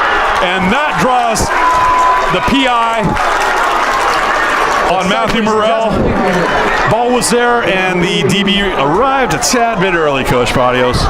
And that's it. They're breaking on the ball, but the bottom line is if you make contact with the receiver before the ball gets there, it's an automatic call. And I don't think it was malicious. I don't think it was blatant, but if you follow the letter of the law, he made contact with the ball got there, and that is in fact a penalty. I would not want to be a referee. That is a very challenging and difficult job, and I commend these gentlemen. However, that seemed like an easy call. Yeah, and you hate to see a team get bailed out on 3rd and 16, but that's just the reality. If you make contact, it is the penalty. And so now Cyprus got a great opportunity. Now there's only 9 seconds left, so you got to figure you got 2 chances to throw the ball into the end zone. A field goal's not a guarantee, so. We have automatic first down for Cyprus. They're going to be at the Foothill 18 with 9 seconds go, trailing by 6. After Coach Feldman, the question is, do you throw 2 balls into the end zone, or do you throw 1 medium route pass to get a little bit closer, call your timeout, and then have 1 good play? I would guess that if you're going to go 2 passes, you're going to throw like a speed out to get out of bounds quickly. You don't want to throw anything in the middle of the field. I mean, you do have a timeout. He's got Morrell lined up to the right side. I like that matchup for Morrell, though, for a jump ball. And he goes to Morrell. There it is. Touchdown, Centurions. Matthew Morrell. Great pass by Eldridge. 2 seconds remaining. The Centurions have tied it up, and they are an extra point away from taking the lead. Probably the hardest route to defend as a defensive back is the back shoulder, because there really is no proper way to cover Nearly it. impossible. If it's a great throw and position of the receivers in the right area, you really can't defend it. And when you have a 6'5" receiver like Matthew Morrell, as athletic as he is, It makes it that much more challenging. Eldridge on the sidelines celebrating with his teammates, and he should. That was a beautiful pass. Miles Weber on for the extra point. Great hold by Blake Cusimano, and the Centurions are back in the lead with 2 seconds in the first half remaining. 26-25 Cyprus. You know, we've coached and watched football a long time. I can't really remember a game quite like this. We're almost at the end of the first half, 26-25. The momentum shifts have been crazy. This is awesome. I don't know what to think in the second half in terms of who's got the advantage, because they both had opportunities to pull away. They both made mistakes. They both made great plays. I mean, you've seen it all in just one half, and this is only week 1. This is just great high school football. I mean, I'm sure it's a little more stressful for the coaches on the field, but this is just awesome. How can you not love this? And the Cyprus faithful in the student section beginning to chant, "I believe that we will win." This is great. And this is so wonderful for these students to be here after not having football last season, really. The abbreviated spring season. This feels like we're back to normal almost, Coach Padios. This is great. This is football. Last year we got to play in the spring, but it just wasn't the same. It felt different. No. There's no playoffs, and even that seemed like it was a lifetime ago. I feel like it's been a full off season, even though it's only been a couple months. This is great. You can see the ASB president, Joey Hannafin, leading the student section in cheers. This is just awesome. Miles Weber to kick off. 2 seconds. Look for a squib here, so there won't be a return. And indeed, he does squib it. Ball still goes out of bounds with 2 seconds left, so Foothill's going to get it at the 40 with 2 seconds left. See if they have a Hail Mary up their sleeve. I don't know. What do you think Coach Case is thinking right now, Coach? The option is move Cyprus back 5 more yards and make them Could make him kick it again. It looks like they're going to take the ball there, and if that's the case, they're going to take it. Let's just get to halftime. We're down by 1. We're in this game. Very competitive. Seems like the right call for Coach Case. Make their adjustments. I mean, there's a lot of what ifs, but what's done is done. It's a 1-point ball game. Essentially, the second half is 0-0. Whoever wins the second half is going to win the ball. New ball game.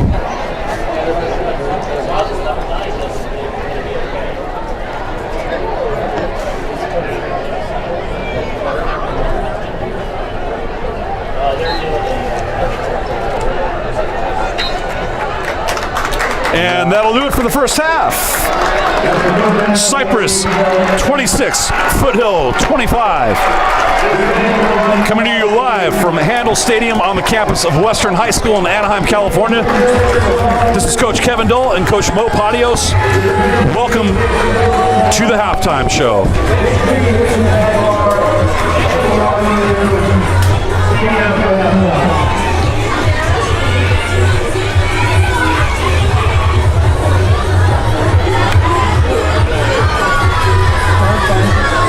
Video. Am I off? I don't know.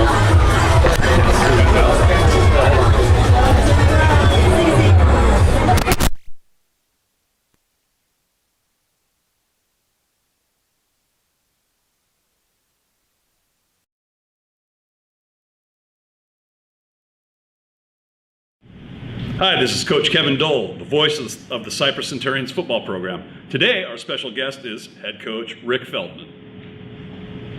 Hi, Coach Feldman. Thank you very much for joining us today. Hello, Coach Dole. Thank you so much for having me.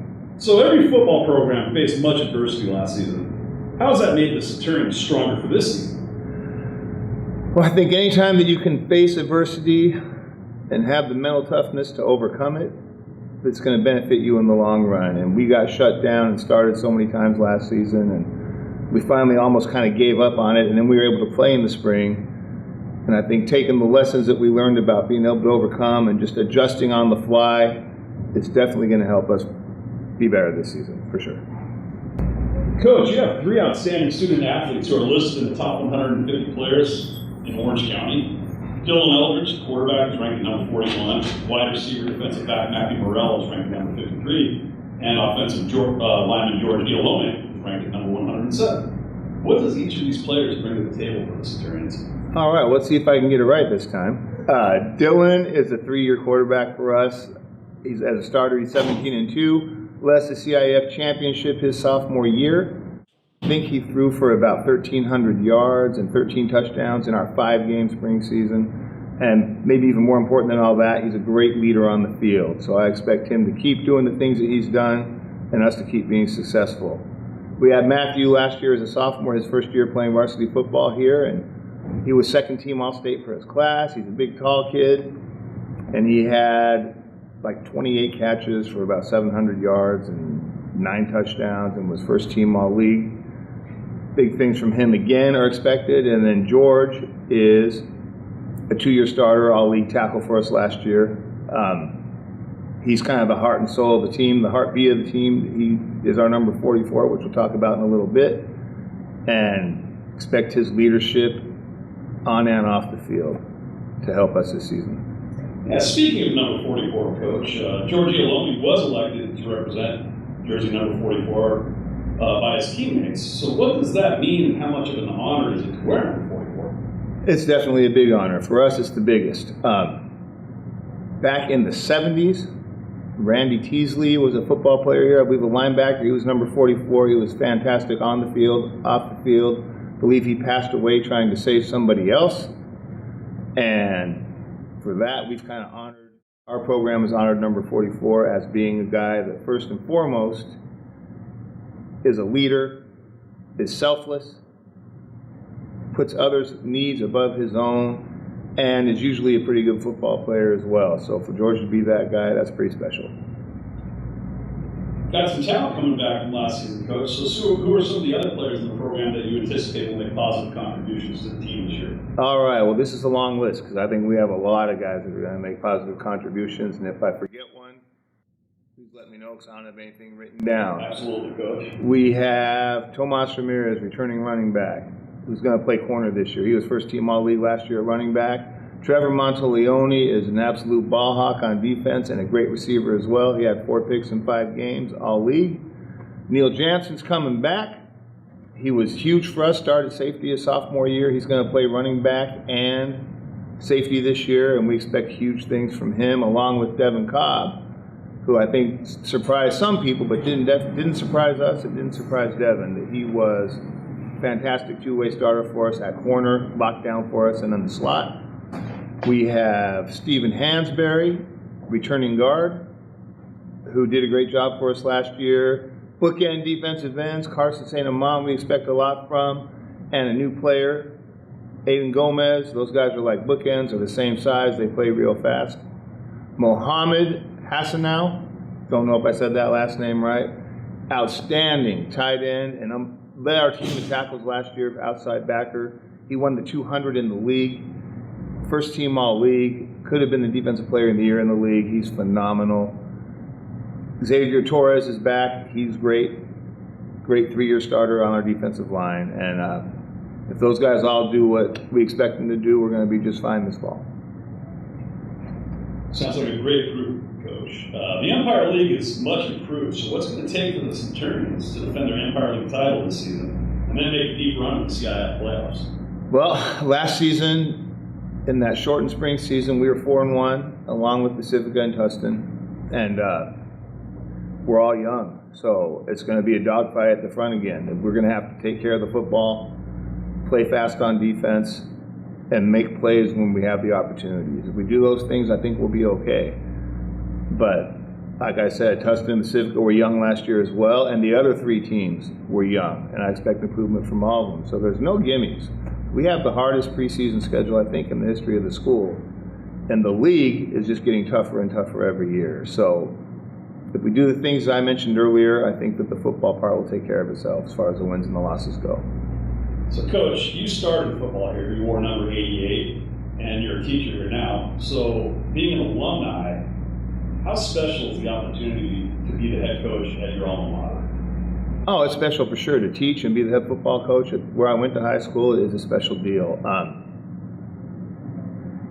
I feel responsibility that I'm not sure most coaches feel, but coaching at your school just makes it that much more important. I'm lucky I've got a great football staff led by Jeff Crooks, my defensive coordinator, who's also a Cypress alum. And I guess you feel, I don't know, I feel it. I feel the pressure to make sure that we are representative. A bunch of alumni are my friends, and they come to games and they watch these broadcasts and just don't want to let any Centurions down. Coach, each team has its own personality, is unique and special. Going into this season, what would be your message to your players this year? I think that, always we want to be good players on the field, but we want to be good people off the field. And set example for people that watch us. And I think that having to have overcome adversity the way we did in the spring made us tougher in the fall, and I'm a little worried that we're going to have to do that again, and I'm afraid that we're going to get some guys who might get sick, and we're going to have to punch guys in there and be ready to go. So don't just sit around and be passive. Be ready for your turn, because there are going to be some guys that we didn't anticipate helping us, and they're going to have to. So when your name gets called, be ready to step up. Coach Feldman, thank you so much for joining us today. We wish you and all the Centurions a great season. Stay healthy, be happy. All the best to you guys. Thank you. Go Cypress.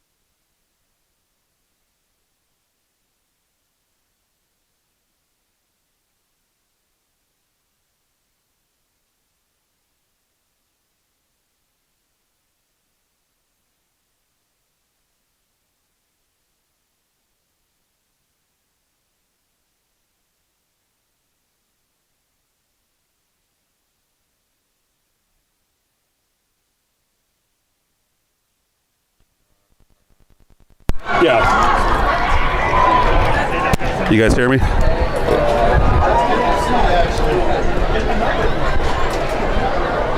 Jersey. I would say they're rogue and they're probably going to Well, I don't know if you remember, but our tradition falls as the water polo team. Hey, Richard. So their uniform.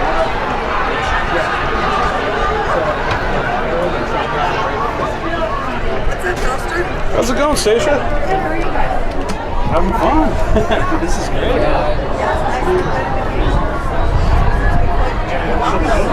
What's that? Yeah. That'll definitely, yeah. It's a great game. It feels like real high school football again. Yeah. Second quarter picked up there.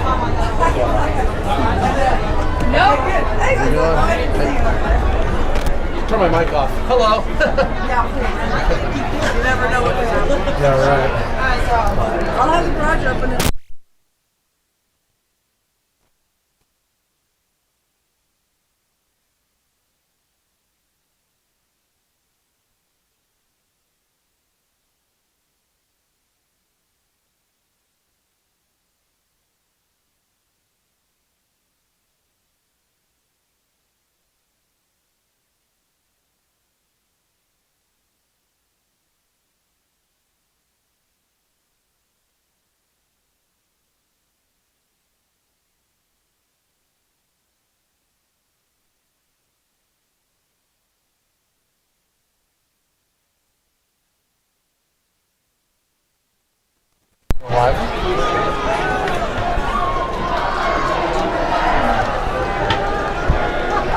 And welcome back, football fans, for the second half of tonight's matchup between the Foothill Knights and the Cypress Centurions, where our halftime score is 26-25 Cypress. What are some key takeaways from the first half that you saw, Coach Padios? Boy, I'm not sure what to think. I mean, there were so many things for both teams. They made great plays. They made some brutal mistakes. They created turnovers. They forced turnovers upon themselves. There was a lot of scoring. I mean, you got to go back to 2011 when we played San Juan Hills in the playoffs, 63-37.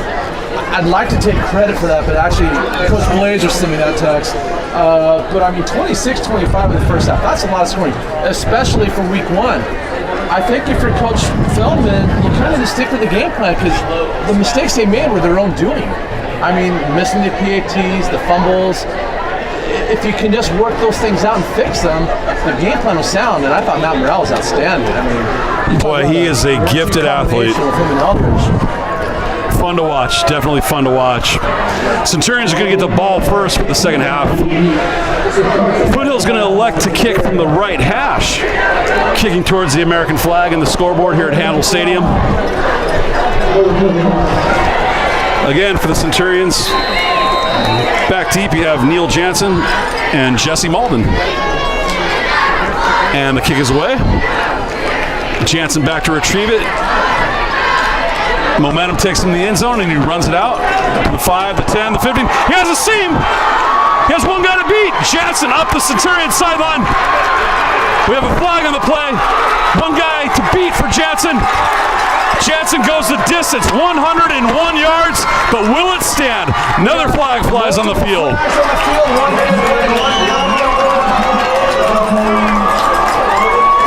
The Foothill sideline is pointing to the Centurions. We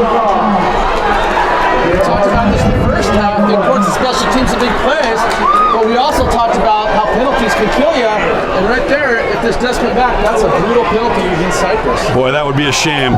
Neil Jansen just created some magic right there. Had some great blocking. As you alluded to earlier, how important special teams is. In that instance, special teams did their job and did it quite effectively. Neil's having a heck of a night. Even if that touchdown doesn't count, I mean, he still made the play. You look at what he's doing, running the ball, kickoff returns, and that's just another depth of Cypress's offense that as we go forward through the season that other teams are going to have to deal with. The crowd voicing their opinion as the referees gather up to discuss what they saw on the field. 26-25, Cypress lead, 11:43 in the third quarter.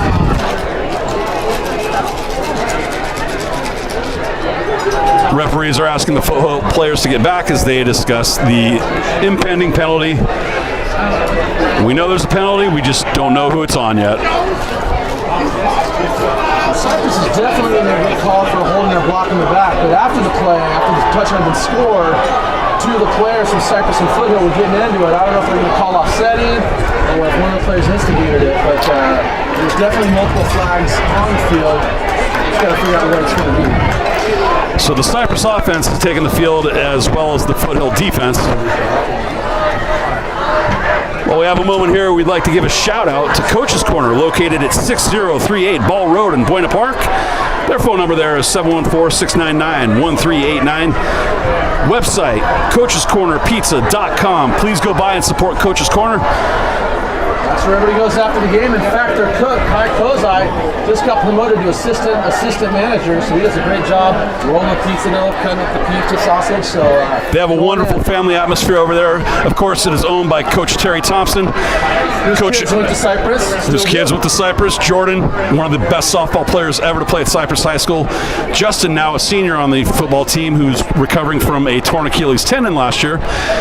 We also have Coach Efren Valdez working there, and many of the Cypress High School football players, including D lineman Carson St. Amon. That's right. And correct me if I'm wrong, but isn't Coach Thompson coach with you softball? Yes, he is. He is the assistant coach of Cypress High School softball, and was instrumental in leading us to many great accolades. Talk about family-owned businesses, restaurants in the community, things like that. I mean, Coach's Corner is probably as good an example as you're going to get. Coach's Corner is a wonderful atmosphere. I highly encourage everyone to go there tonight after the game, as a matter of fact, as on Fridays after football games, they do remain open late to provide great food and service to the fans and patrons and all citizens of Cypress and Buena Park and Anaheim and the surrounding area. If you live in Long Beach, drive on over. The game is being broadcast live there right now, so hi to all the people at Coach's Corner. Hope you're having a wonderful time enjoying this game. Be sure to watch the replay later on tonight, as it's always a good time at Coach's Corner. Coach's Corner, the best pizza there is, period.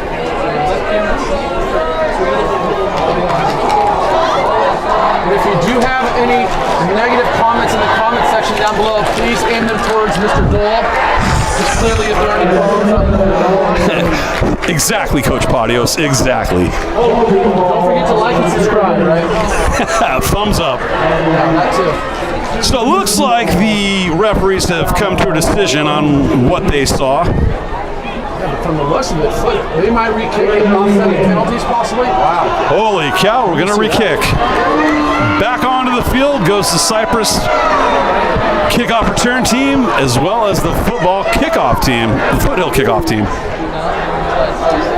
So lost in all that commotion was the fact that, again, we saw a player field the ball on the one, clearly went into the end zone, and the referee allowed him to return it. So backpedaled. What's apparent to me is, as long as you field the ball outside of the end zone, you can run it back into the end zone and then run out. Whereas if the ball's kicked in the end zone, you field it in there, the play is dead. Technically, that would have gone in the books as a 100-yard return. However, in reality, it was 101 yards or 102 yards. But it's all a moot point now, as Foothill is set to kick off again. We are at 11:43 in the third quarter. Foothill gets set. And away we go. Pooch kick. Going to be fielded by the second level. The Centurions fair caught. Smartly done. And that's not a bad decision by Foothill. The return man just went 102 yards, so maybe the safer play is just to do a little pooch and allow our defense to get back out there and make a stop as well as our special teams do it. Looks like Tice Linder was the recipient of the fair catch there, junior 5'9", 160 for the Centurions. Cypress offense comes back onto the field for the first time in the second half, led by Dylan Eldridge.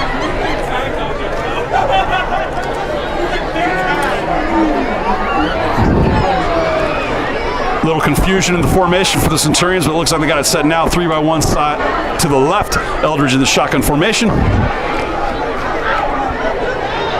We have to get Devin Cobb on the line set, or we'll have a legal formation. And there we go. Motioning across is Matthew Morrell. Handoff to Tomas Ramirez, trying to make something out of nothing. Does, cuts back.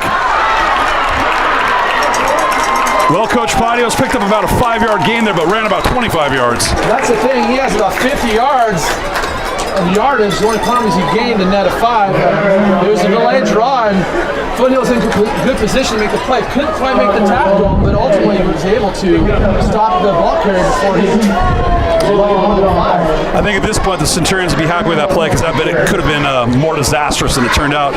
Looks like we got 2nd down and 5. Centurions have the ball at their own 32-yard line. Again, 3-by-1 formation to the left side. Dylan Eldridge in shotgun formation with Tomas Ramirez to his right.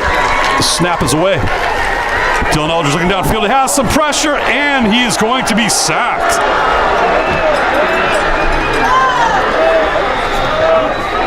Foothill defense getting in there with purpose that time. Sack provided by Jake Jorgensen, a 6'2", 185 defensive end for the Knights. Again, Coach Case wants to bring pressure on passing downs. They're rushing 5, and they're doing a really good job of making it difficult for the quarterback to get comfortable back in that pocket. So give credit to that front 7 for Foothill because they're really making it hard for Eldridge tonight. Bringing up a 3rd down and 12 for the Centurions on their own 29-yard line. Eldridge assembles the offense, has the play.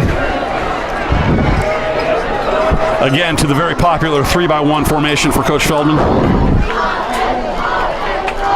Eldridge back to pass.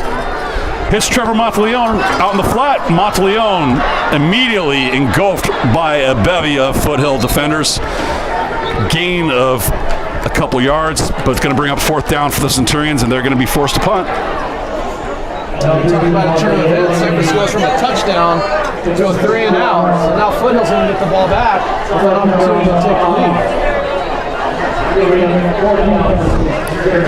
So the multi-talented Matthew Morrell is on to punt.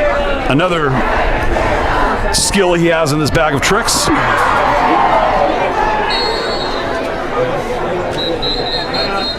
Looks like we have a timeout on the field. First punt tonight for Cypress. It is. Matthew Morrell, if you've ever seen him punt in practice, it's like everything else he does in sports, be it baseball or football.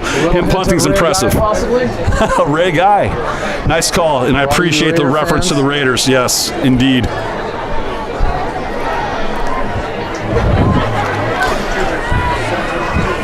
Speaking of Matthew Morrell, his father was one of the greatest football players ever at Cypress High School. In fact, fun fact here, Coach Patios, Coach Morrell was Coach Feldman's quarterback. Coach Eric Morrell was the quarterback on the 81 Cypress team as a senior, and Coach Feldman was a junior star wide receiver on that team. And those two have been lifelong friends. They continue to be so. I spoke with Eric Morrell earlier tonight. He's at the game. And while I have a moment, I wanted to say hi to his Aunt Betty in Ashland, Oregon, as Morrell's family is up in Oregon listening to the game. I hope you're enjoying the game. Your nephew Matthew is having a wonderful game, and now we're about to see him punt. You can watch us in Oregon, Catalina, anywhere you get a signal. Matthew Morrell, oh, it's a fake. Rolls to the left. He has enough for the first down. Nicely done. Fake punt, Australian rugby style, sprint left. So there you go, Aunt Betty in Ashland, Oregon. Look what Matthew just did there. We'll talk about those two more often. And Aunt Betty, we're so glad that you're healthy again. God bless you. And we're glad that you're with us tonight. 4th and 8 on your own 30, and Felony runs a fake punt. I mean, you talk about aggressive. That's about as aggressive as it gets. Because if you don't get it, now Football's got the momentum. They're on the 30 going in. But because he had the wherewithal and just the guts to make that call, it's paid off, and now Cypress got a first down. A little bit reminiscent of Riverboat Ron Rivera, whose nephew, of course, was a great Cypress Centurion, Vincent Bug Rivera, now coaching with the Washington football team in the NFL. Eldridge in the shotgun. Ramirez crosses his face to block. Nice catch by Devin Cobb. Going to be good for a gain of about 2. Devin really had to go up high and stretch out to get that. Nicely done. It's not a bad idea to start working those underneath and middle routes because they've done such a great job throwing deep. You know the safeties from Foothill are going to have to play back, which is going to open up a lot of things in that mid to low-level range. So if Eldridge can get a nice rhythm going with their receivers, they can have a nice long drive just throwing the ball, all those medium routes. This offensive series seems very methodical. Well, remember, it was extended on a fake punt. So we'll see if they can take advantage of that. We know Coach Feldman likes the quick strikes, but then he also likes to milk time off the clock. There's nothing wrong with ball control. When you have a lead in the second half, now your opponent's not only fighting the scoreboard, they're battling the clock as well. Eldridge back to pass, has time, gets hit. Sliding catch made by Trevor Monteleone. Nicely done. First down to the 40 of Foothill. Looks like a gain of about 15. Eldridge to Monteleone. Yeah, Dylan did a great job of being patient. Again, they blitz that middle linebacker, which opens up the dig route, which is essentially a 10-yard in. So you got all that green to throw, but you got to wait until it opens up. So he's patient enough to let it develop. What he took, he hit in the process. Eldridge is a tough kid. We've seen him take many hits throughout his 3-year career here at Cypress. And the reality is you're a quarterback, you are going to get hit sometimes, and that comes with the job. Here we go, Cypress in the middle of the field, 40-yard line of Foothill. Eldridge double-checking the play with Coach Feldman. Coach Feldman making some adjustments. Devin Cobb. Seems to be some confusion. Devin Cobb now is on. Fake pass to Trevor Monteleone. Good for a little gain on the handoff to Tomas Ramirez. You should have.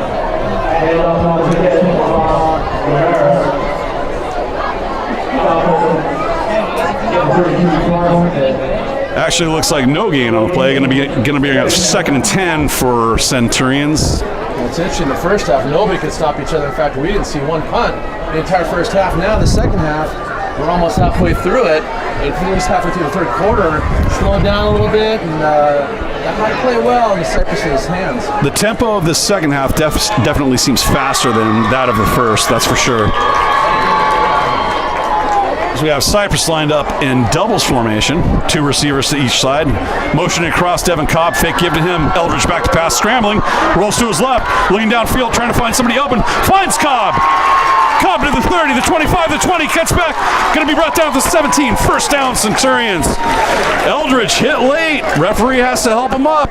Limping.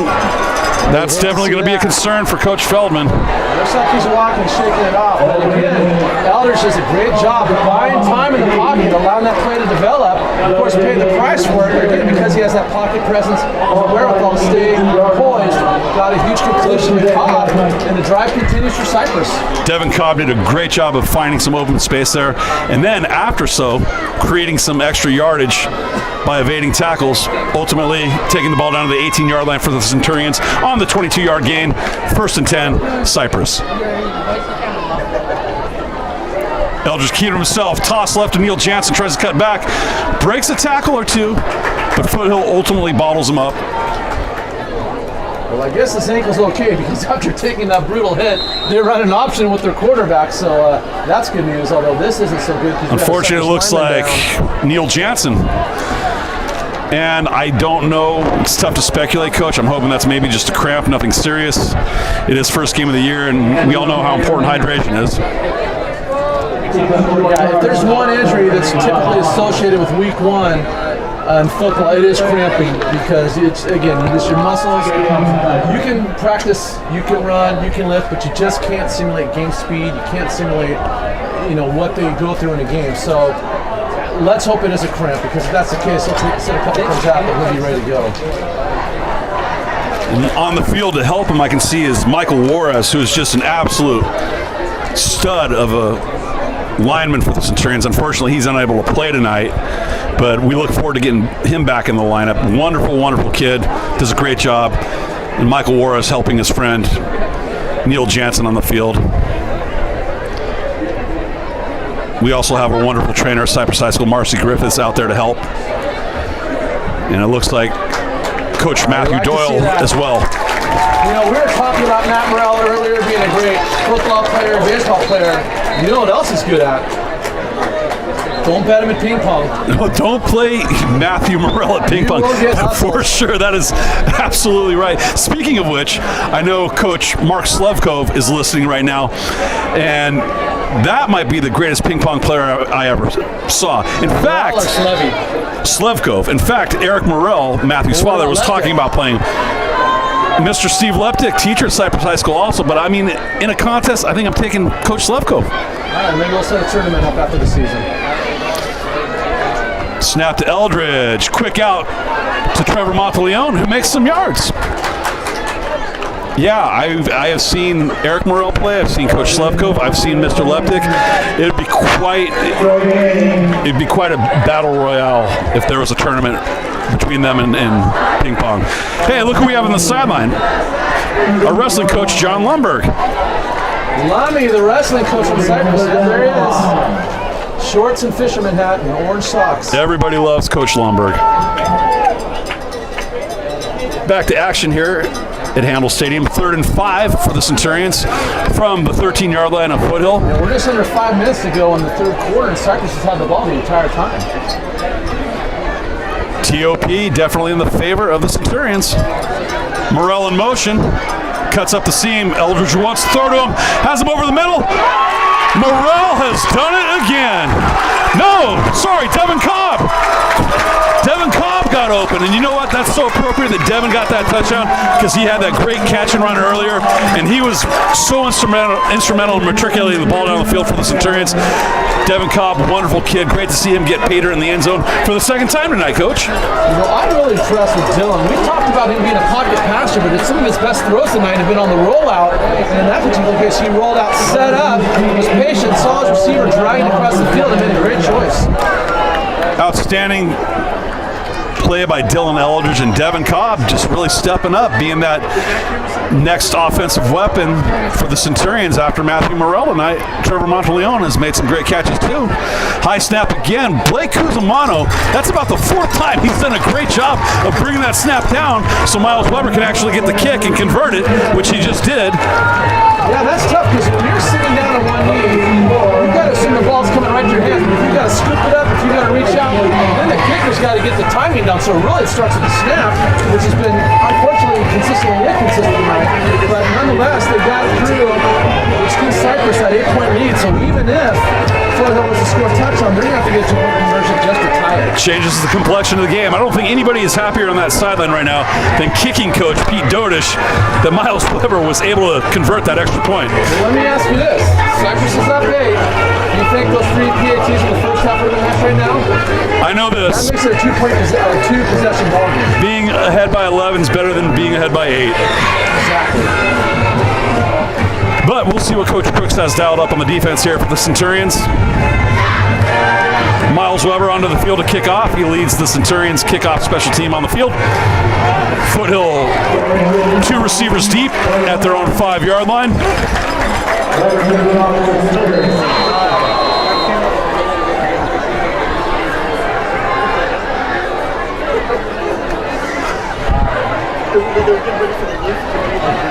See what Coach Thompson and Coach Doyle have directed Miles Weber to do here on special teams. Weber runs up, approaches the ball, gets under it, kicks it to about the 9-yard line, being returned by Foothill. Looks like Aaron Mitchell in return, the 5'8" sophomore running back who weighs 170 pounds. Takes the ball out to what looks to be the 29-yard line of Foothill, where it will be 1st and 10 with 4:37 left in the 3rd quarter. Cypress leading 33-25. Well, it's amazing. This is the first time Foothill's touched the ball this quarter. 4:37 in the 3rd. This is the first time Foothill's touched the ball in the half. That's right. Brody to pass, has a receiver. Oh! Lucky for the Centurions there that ball was overthrown, or that is a quick 6 for the Knights. Well, again, the receiver had the separation, but Cypress continues to blitz, forcing the quarterback to throw off his back foot. If he's able to step into that, that's probably a touchdown. You know, one of the most wonderful things about being here at Handel Stadium in Anaheim is our view of Knott's Berry Farm, where we can see the fireworks going right now. That's right. This is great. This is great Southern California football.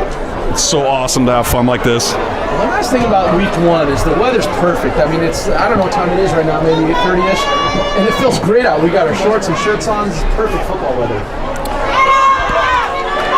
Back to pass. Throws into traffic. Oh my goodness. Austin over and again with an amazing catch and double coverage. Brody Jones just kind of lobbed it up there, and Austin over and bailed him out. Touchdown, Foothill. That's as good of a catch to play as you're going to see this year. You talk about the Rogan highlights and stuff like that. You've got a quarterback rolling out Brody Jones, finds his receiver, Austin Overs, splits two defenders, reaches up, catches it, and then continues to run to finish the play. I mean, Cypress was in perfect position to make the play, and yet Foothill still executed. Outstanding job. Impressive. Trevor Monteleone was right there, and he's incidentally down on the field. Looks like he twisted his ankle. Coach Feldman out to check on him, as well as trainer Marcy Griffiths. But Trevor, being a tough kid, popped up, and he's going to the sideline. I think right now he's a little more upset with the touchdown than his ankle being twisted. It looked like they're going to have an injury timeout, but the referees are signaling to the teams to get back on the field. I got to think Foothill's going to go for two here. Coach Thompson telling Trevor Monteleone it's one play, let it go, we'll move on to the next one. So PAT team on for Foothill to attempt the extra point, 33-31. Cypress lead, 4:15 remaining in the third quarter. Well, looks like they're going to go for two and tie it up. Okay, here we go. What play do you dial up here, Coach Patios? Again, the way they've been throwing the ball, I'd do some kind of combination around, either a slant, flat. I mean, they got that big old line. I'm surprised they haven't run the ball more tonight, but whatever they have is probably going to win the better place because they need this 2-point conversion. This is actually a good time to go for two as well. Even if they don't get it, they're still within a field goal. Brady under center, throws out. Tie ball game, folks. 2-point conversion to Brady Shrink from the throw from Brody Jones. We are tied at 33, 4:15 in the third quarter left. This is shaping up to be a barn burner of a game. It really is. 33 all in the fourth quarter. Now, interestingly enough, Foothill only ran 2 plays on that drive, so their defense is going to have to go back out there. It's conceivable that they'll only run 2 plays in the entire third quarter, which almost never happens.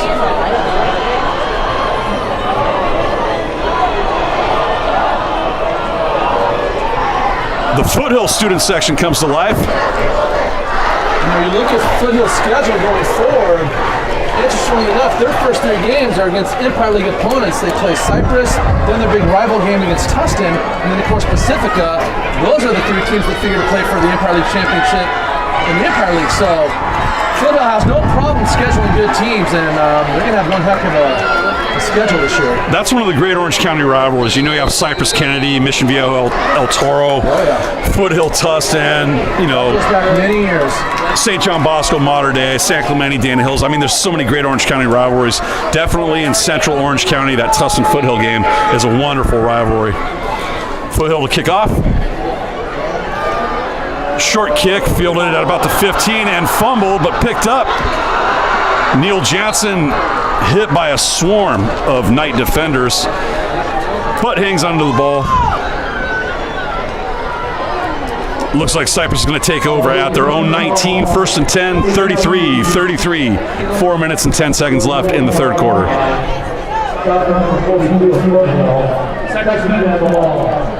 I can't remember a game of all the games I've watched for years where the momentum has gone back and forth the way it has. I mean, it's basically a teeter-totter. You can't get a beat on who's got the advantage right now. Just when you think somebody's getting some momentum. And about to pull away. There it goes. Here comes a big play. Eldridge leading the Centurions out. Doubles formation. Eldridge back to pass. Scott Monteleone over the middle. Great job by Trevor Monteleone. He was hit over the middle, but still maintained his path and eventually caught the ball. And Eldridge took another shot by blitzing back there. He's still down. That looks like that's going to be a penalty, too, as I see some laundry on the field. He pops up. He doesn't look too happy, but he's a tough kid. He's taking a lot of, really both quarterbacks tonight have been getting blasted from the outside and up the middle. And they're still throwing great balls. Both of these quarterbacks have been very impressive tonight. Both seniors, both league champions, and you know, we talk about both putting their teams on their backs. Yeah, putting the teams, like stepping up, looking through the years, and that's a great job by both these quarterbacks. Well, Foothill's rambunctious consciousness finally caught up with them as the referees did confer that that was a roughing the passing penalty, which is going to move the ball to the Foothill 45 and give the Centurions a first down in Foothill real estate.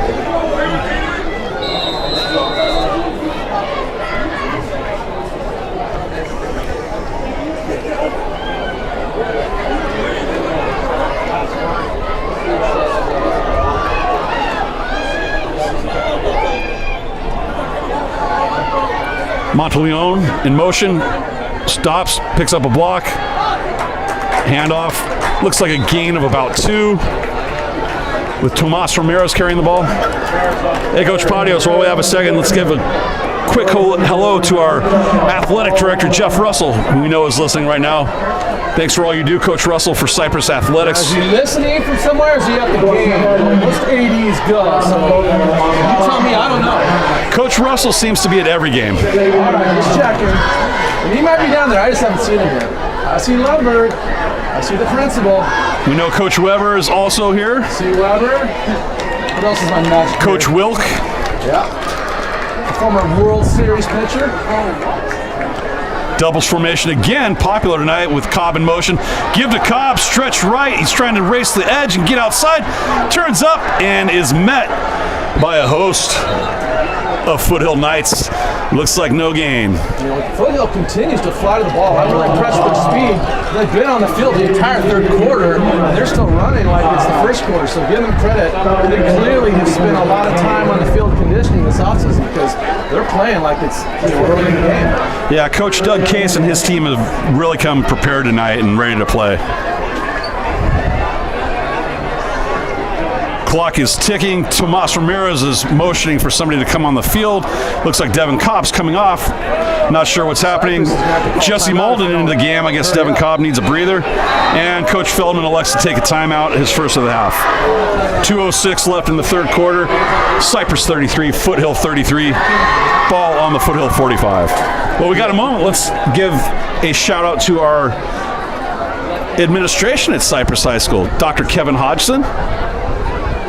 Mr. Sean Pfeiffer. Fife. I went to Finland license. I love that guy. Miss Michelle Surface. And Miss Mary Jo Durkin, our wonderful administration at Cypress High School. We know they're out there listening tonight. We started school last week, and it's been a wonderful first 2 weeks of school. The kids are so grateful to be back, and it's so awesome just to be on the campus at both Lexington Junior High and Cypress High School, and back to school in the community of Cypress. And we just thank the administration of both Lexington and Cypress for all the wonderful support they give the teachers, coaches, students, and athletes, and just for being such a positive force in our community. So my last play, Cypress had some personnel issues, and Coach Feldman was forced to call a timeout. You hate to burn a timeout this early in the second half in a game that's this tight. You hope that doesn't come back to hurt you, but at the same time, 3rd 10, it's kind of a big play, so you want to get your troops together and dial up the play you think might be successful. Centurions on the right hash of the field. Look to be in a deuce formation. Monteleone motions, dips in, up the hash. Gets tripped up, falls down. Eldridge releases. Monteleone, oh my goodness. Monteleone got knocked down, got up, and almost made a remarkable catch. Yeah, it was a great route. He ran an out route, was wide open and slipped. Got up, but just at that point, the timing was off, and unfortunately for Cypress, they're going to have to put the ball away. Another one of our friends is with us on the field tonight. Cypress Police Chief Mark Lauterbach, who I spoke to before the game. We'd like to thank all the wonderful work that the Cypress Police Department does, as well as the Cypress Fire Department and our first responders. We'd like to also thank all the military in Cypress for all the wonderful work they do protecting our community and giving us the right to be free so we can watch high school football and be here tonight. Man, Cypress got personnel issues. Looks like some burn another timeout. Issues with the special teams. Morrell on to punt. Surveys the Foothill defense. Line drive punt to the left. Looks like it's going to stay in. And looks like it's going to be down by Nathan Schneider at the Foothill 7. So, minute 46 in the third. We're still tied at 33, Coach Padios. Great game. Yeah, slow down a little bit in the second half. You know, Foothill's got the ball. They've got a long ways to go, but they've shown that they can make a big play and they can hit you anywhere, anytime. So if you're Cypress, you got to try to get them to go 3 and out and get that ball back, because Foothill's definitely showing they can light the scoreboard up. Brody Jones under center. Quick pass complete. This time to Mikey Mazuri. Looks like he's going to have a gain of about 3 yards. About 4. Going to bring up 2nd and 6. One advantage I would think Cypress has at this point is the defense has got to be rested. They've only run 3 plays the second half. So as we head in the fourth quarter, you're not going to have that fatigue or that wear and tear, because between halftime and just the 3 plays they've ran, they've had plenty of rest. Yeah, this will be only the 4th play for Foothill this half. Jones back to meets up with a host of Centurions. Looked like Nathan Schneider was there to meet him. All 3 linebackers blitz on that last play. I mean, that's an all-out blitz. In the secondary, they got the defense. Looks like Aiden Gomez joined the party there too, getting in on the tackle. Great call by Coach Crooks there, bringing up very important 3rd down for Foothill. They're looking at 3rd and 10 from their own 8. Big stop here for the Centurions. If they can hold Foothill here and force them to punt. Foothill lines up in doubles formation, 2x2 set. Jones is under center. Another blitz. I think Coach Case was just content there to get the ball moved up a little bit more and punt. It's not a bad call, because every time they drop back, the quarterback's getting hit, and they were close to the end zone. That potentially giving him safety. It's a draw, and if he gets through that first line, he's off to the races. It's a low risk, no reward play, but nonetheless, Cypress gets the key stop. Now they're going to get the ball back. And that's going to do it for the third quarter. 33-33, going into the fourth. What a ball game. It was a 1-point game at halftime, and now it's tied. So we've got a dogfight here, Coach. As we go into the fourth quarter, we'd like to acknowledge one of our sponsors, Pilo Brown Industries, owned by class of 1990 Cypress alumni and my good friend Paul Lopez.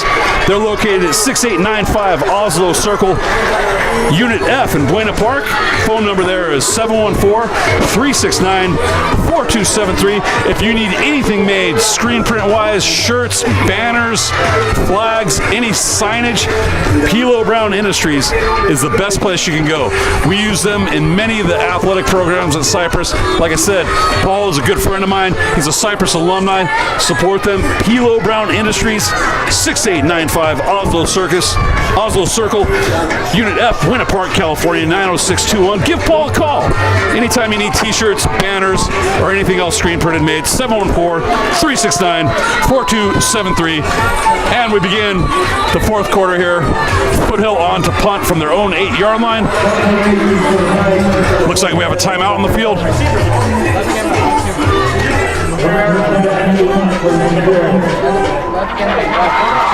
Referee out of position, but he's set.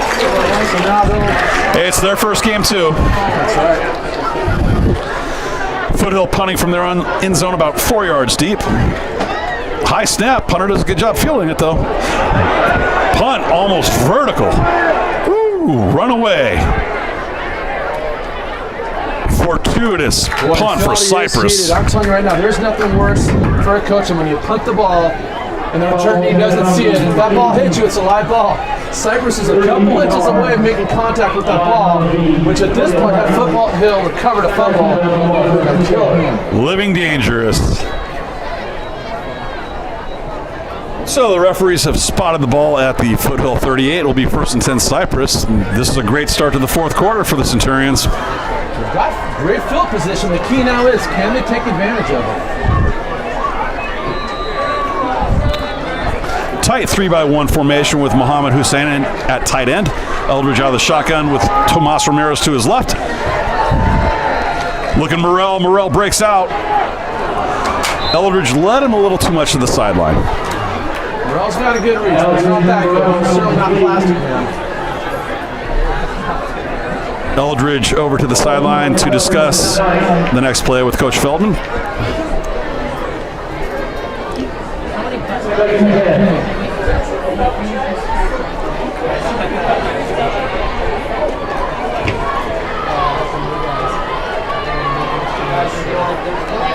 Second and 10 from the 38 of Foothill. 11:40 left in the fourth quarter. 33-33.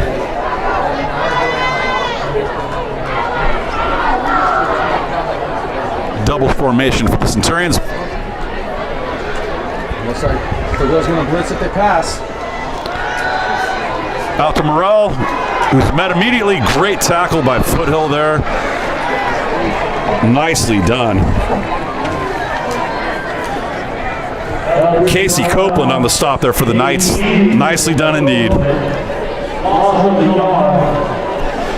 Anytime you can contain Matthew Morrell, that's a great job. Yeah, he was one-on-one with him, so if you miss that tackle, it's a big gainer. So that's a nice job by the corner coming up and making a play.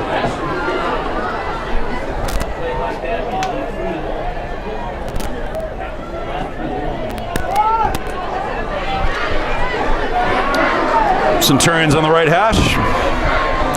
Eldridge shotgun formation. Nice pickup block by running back Tomas Rivera. However, fumble on the play as Eldridge scrambles forward. Whose is it? Foothill thinks they have it. We have a flag on the field. Maybe some excessive celebrating by the Knights. We'll wait and see. Looks like Foothill did come up with it. Johnny Taylor for the Knights seems to have recovered the fumble. Both teams continue to be aggressive against the pass line with the blitzes, which is surprising because we're talking about teams with outstanding receivers. If you blitz, you're going to leave those receivers in one-on-one situations. But the defensive coordinator for Cypress as well as Foothill, it's been paying dividends because they've really been causing a lot of problems for these quarterbacks with their aggressive play calling. Eldridge took a big hit again on that play, Coach Padios. All night long, both quarterbacks have been taking shots on the middle thread. They keep getting back up, but it takes its toll, and I can tell you that's not fun. There's still a flag on the field, so I'm not sure exactly what the call is. Referees discussing what they saw.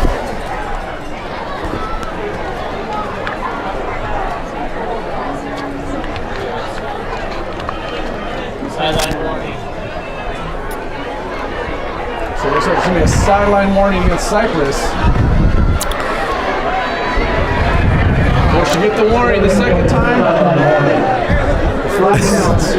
Having had that penalty called on me before for a referee running into me, I know there's nothing more infuriating to a head coach than that. Yeah, no doubt, especially when it's one of the assistants.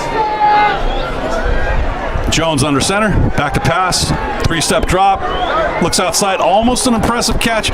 Looks like the receiver broke off his route a little too early. Perhaps if Schrank had run a little bit more, he might have been able to complete that pass. You know what's interesting? If you watch the body language of Roy Jones on the last play, as soon as he dropped back, he was throwing as he was fading out, almost like he didn't want to set up because he's anticipating the hit. So you got to wonder if both these quarterbacks taking shot after shot now, it's kind of getting in their head, and they're rushing their passes, their technique isn't quite the same because they're anticipating that hit. Getting hit is definitely a part of football, but it's not fun. You don't necessarily have to sack the quarterback to be effective against him. You can constantly put them on the ground and make contact. That can be just as damaging as a sack. Mohammed Hussein off the edge. Brody Jones nowhere to go but down. Great call by Coach Crooks there. Boy, I tell you what, these quarterbacks throw, it's feast or famine. They're going to throw bombs down the field for touchdowns or they're getting dropped. I've never seen a game where you don't know when you go back there if you're going to get a sack or it's going to be a touchdown. Mohammed had some bad intentions there too. He took matters into his own hands and said, I'm not going to let Jones get this pass off. Foothill looking at a long 3rd and 21 from their own 31. Obviously a big third down stop here for the Centurions. For Cypress, the one thing you don't want to do is let them off the hook with some kind of penalty, especially with PI. Stoppage on the play here. Referees want to see what's going on. Penalty on Foothill.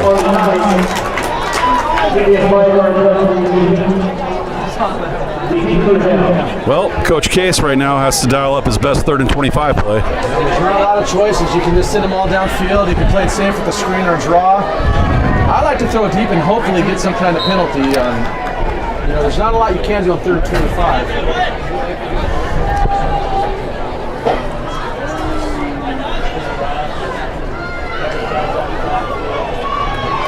But again, Foothill's shown they have the kind of receivers, even in double coverage, they can make the play. So, 3rd and 25 is certainly difficult, but not something they can't overcome.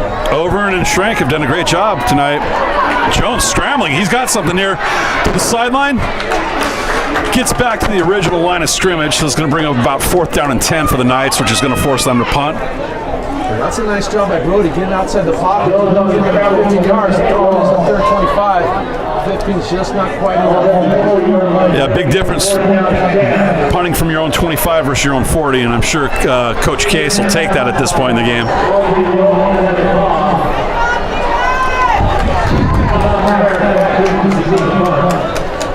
What a ball game. This has been outstanding. What a great way to start the season. 33-33, doesn't get much better.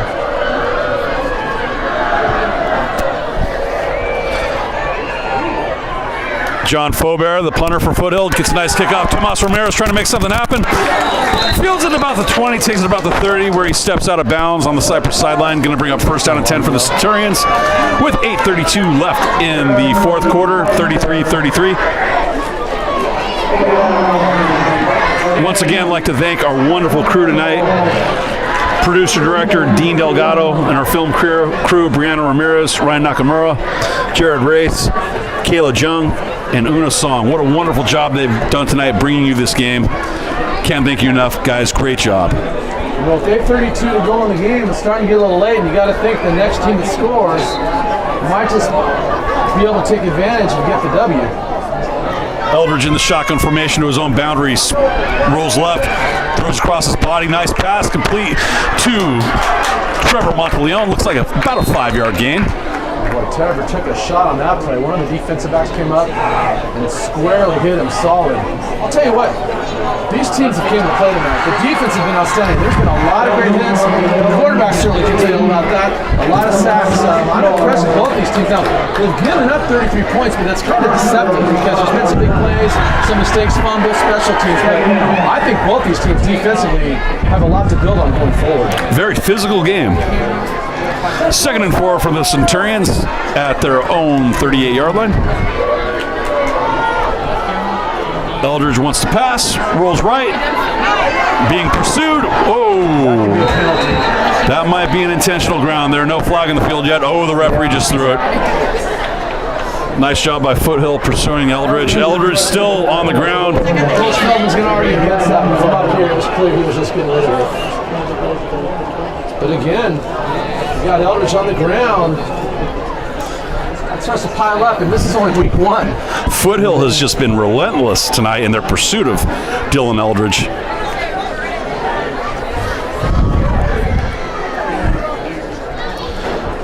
Intentional grounding on Eldridge is the call. It's not the worst penalty because he was going to get sacked. There's nobody open, so you take a chance and maybe the ref doesn't see it, but clearly they're on top of that. It was the right call. Kind of 6 one way, half dozen the other. Yep.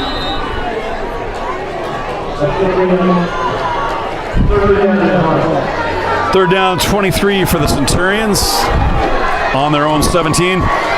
3-by-1 formation to the left for the Centurions. Matthew Morrell, the sole receiver to our side on the Centurion sideline. Eldridge looks like he wants to find Morrell.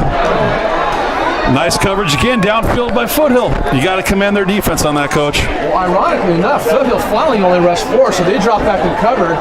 Cypress tried to run a screen, but the defensive lineman saw the back coming out, engaged him, and Eldridge had nowhere to go. Cypress punt team on the field. 4th down, 23. Cypress to punt from their own 17. Matthew Morrell into the game. Ironically, in this last series, the offense has actually gone backwards. It's become a very defensive battle this second half. We've only had, what, 1 score? 26-25 at halftime. Yeah, okay, so 2. Looks like we're going to have a timeout on the field. Foothill wants to think about what's going on. Coach Case is elected to take a timeout. His first of the half. 7.5 minutes left. There's plenty of time, but let me ask you this.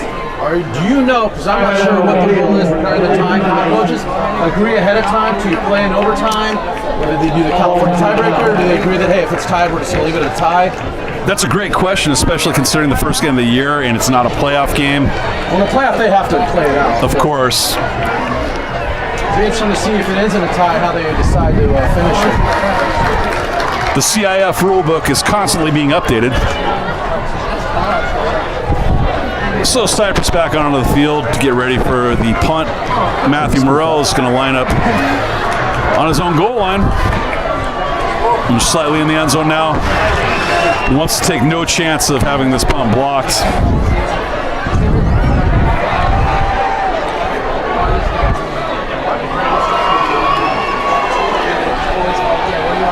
Cypress on the right hash, closest to their sideline.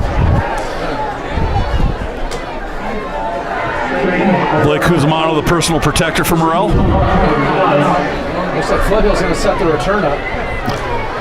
Morrell gets the punt off, out of bounds. Looks like it's going to be at about the Cypress 49. Oh. Considering everything, that's not that bad, because what you don't want to do is allow Foothill to get a big return, especially knowing they're going to field the ball at midfield. So, big series for the Cypress defense. They can't give up any points to lead the game. Looks like there's a penalty. Looks like the ref was a little more generous in the spot of the ball, too. It looks like he's going to put it at the Cypress 45. That literally went out of bounds right in front of you and I, Coach Padios, where we're standing. Now they're rolling the other way, so I'm not sure what. Okay, they fixed it.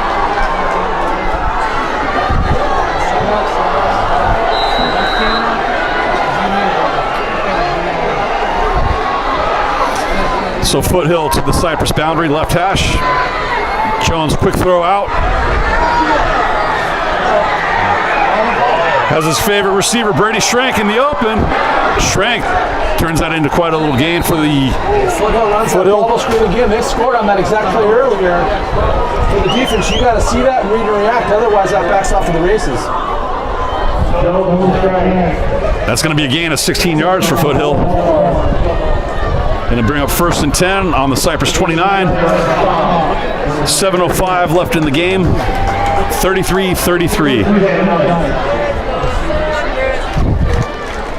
What a great first game of the season. This couldn't have gone any better, Coach Padios. Well, right now, Foothill is in their kicker's range. Now, granted, that was pregame, and that was without, defenders on the field, but it's getting to a point now where the next team scorer might have enough to win the game. Yeah, John Faubert is quite an impressive kicker. Oh! Led his receiver just a little too much again, Brody Jones. That was Austin Overn, who's already scored twice tonight for the Knights.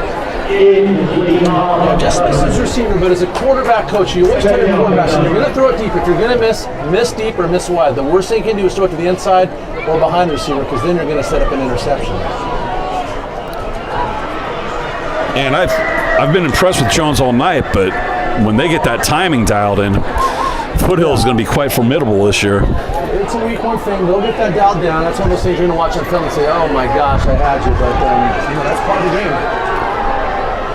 Another little quick screen to Caden Telemann for Foothill. Still not brought down.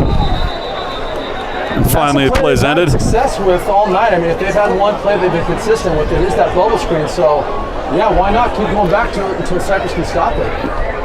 Yeah, go back to the well if it's working. Going to be another first down for Foothill on the Cypress 19. Clock winding, 6:20 left in the ball game, folks. 33-33.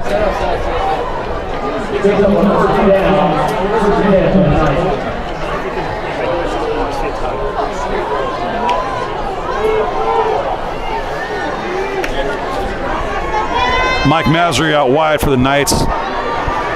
Looking to go to him. Down the slot, great pass again, complete to Peter Menitis. And the bubble screen sets that up. On that play, they looked like they were showing screen again. and then the slot receiver runs a quick slant, so the backers are flaring out to defend the screen, and then you hit the slant right behind him. That's a nice play. That was set up because of the success they've had on the ball screen. You know, from a football perspective, this has been a great chess game tonight. Yeah, I think both coaches have adjusted well. They're doing a great job. You know, they're times struggling to find consistency. So it looks like Foothill's got a little groove going right now, and we'll see if they can finish the drive and really put Cypress in the lines. I would love to hear from both coaches after this game about what they saw and what their expectations are moving on to next week. Of course, the Centurions play a tough San Juan Hills team, and Foothill has their arch rival, which is kind of a city battle almost, when they take on Tustin. Yeah, so they're getting it easier for Cypress, so we got a ways to go for that. They got to finish this game first. Birdie Jones under center, drops back to throw, has a receiver over the middle, waiting for the signal, touchdown, Foothill.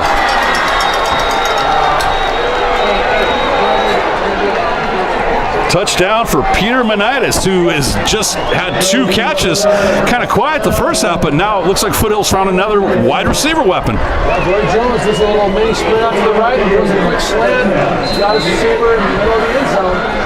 Get the touchdown. So Foothill back into the lead, 39-33, extra point attempt momentarily. Bad snap, fielded nicely by the holder, and it is punched through once again by John Faubert. 5:23 remaining in the ball game. Foothill 40, Cypress 33.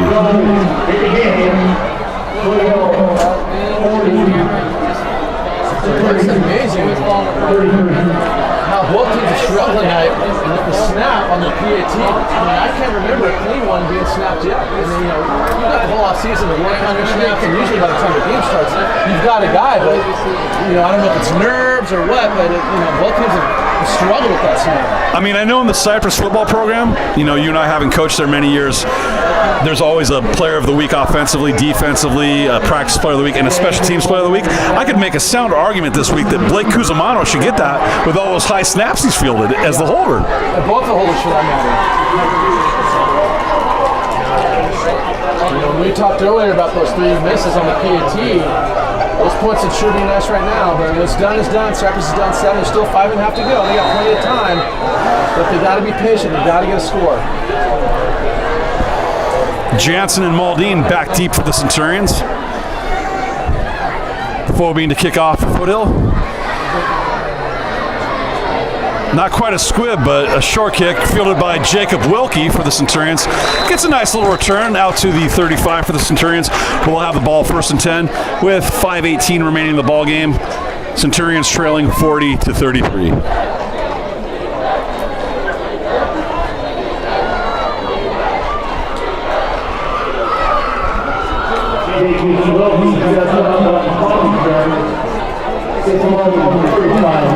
One thing I am surprised about tonight that we haven't seen as much of a running game. Both these teams have been airing it out.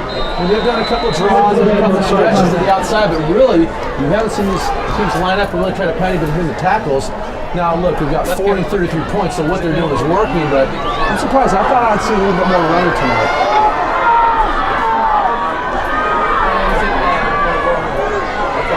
Eldridge in the shotgun, drops back to pass.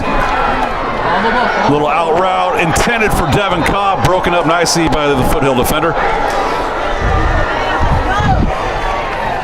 Looks out. That was the outside linebacker, Ethan Carpenter, who's actually the leading tackler last year in their spring season. Did a great job jumping out of the flat and breaking it up. He undercut that route nicely and was able to break up the pass before Devin Cobb could catch it. They have him listed as their fastest linebacker, and certainly when you play a team that throws as much as Cypress, that's going to be very helpful for the defense. Brings us to a 2nd and 10 for the Centurions. 5:11 remaining in the ball game. Eldridge again in the shotgun formation with Tomas Ramirez to his right. Looks to his right back. What a catch over the middle. Holy cow. And Roman Marchetti, the outside linebacker. Devin Cobb hung on to that. That is impressive. Devin Cobb paid for that, and Dylan Eldridge goes over and puts his arm around his shoulder and says, "Hey, bro, sorry about that high pass." Marchetti, the other outside linebacker, who was number 2 in tackles last year for Foothill, just came across and laid a shot. Great hit. Eldridge gets the play from Coach Feldman. Centurions looking at a 3rd down and 4 situation right now at their own 41.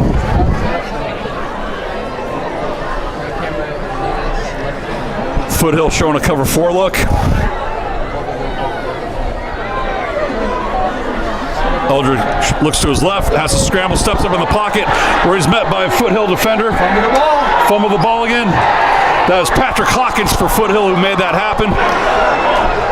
Wow, right into the hands of a Foothill defender, but then rolled out of hands into a Cypress' player's hands. But we're going to give it to Foothill. Referees on the field conferring the call, and they have awarded the ball to Foothill. Fumbled it. The Foothill defender picked it up, but then he lost it to a Cypress player. And I think the theory was he was down on the ground when he recovered the ball, so at that point the play was dead. Which is why Footill's getting the ball.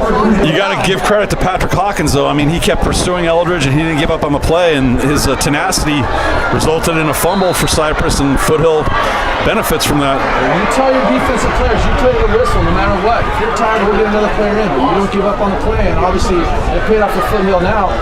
They've got a 7-point lead, just over 4 minutes left in great field position. Cypress has definitely got their backs against the wall. 1st and 10, Foothill on the Cypress 38. 4:10 remaining in the ball game, 40-33 lead for the Knights. Jones little stretch play out to the right. Caden Tallman with the carry. Cypress did a good job of stifling that play. Yeah, they strung the ball to the outside and prevented the back from getting upfield. I'm not surprised to see Foothill. You got to think they're going to try to run the ball here and kill some clock. Loss of 1 for the Knights in the play. It's going to bring up 2nd and 11 on the Cypress 39. Clock is ticking. We're down to 3:43 left in the ball game. If you're just now joining us, you have missed a gem. This has been a wonderful first football game. What a great start to the season for the Centurions and the Knights. This has been wonderful to watch. 3-by-1 formation for Foothill. Jones under center. Little slip pass again to Brady Schrank, his favorite receiver. Schrank tries to get a block there by Overin. Another pickup. Looks like it's going to be a 1st down for the Knights. Well, they found a gap in that Cypress defense because, again, it's that little bubble route they're running that's been consistently hurting them all night long. And if I'm Foothill, I'm going to keep running it so Cypress can figure out a way to stop it. But now they've got a 1st down with 3:13 to go. Cypress is not only battling the scoreboard, but battling the block. And definitely within the field goal range of John Faubert. Right now looking at about a 44-yarder as the ball is spotted on the Cypress 27. And Cypress can't afford a score of any kind at this point. 1st and 10 for the Knights.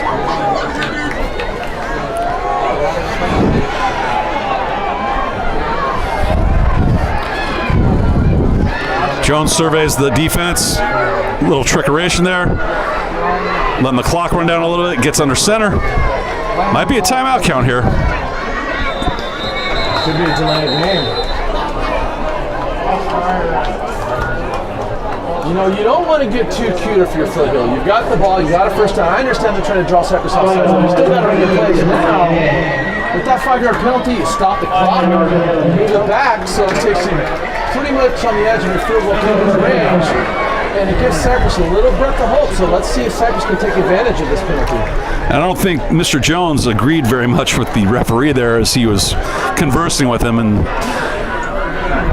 possibly disagreeing. Put their hand up when there's 10 seconds left. So as a quarterback, you got to see that and know that you got to get the ball snapped. And again, I don't have a problem with trying to get Cypress to jump, but at some point you got to run the play because the worst thing you can do is take a penalty there, stopping the clock, and moving the ball back. So the end result is 5 yards of negative real estate for the Knights. 1st and 15 from the Cypress 32. Handoff up the middle. Nice little power run there by Aaron Mitchell. Coach Feldman's going to call the 2nd timeout. Looks like a gain of about 4 for the Knights. It's going to bring up 2nd down and 11.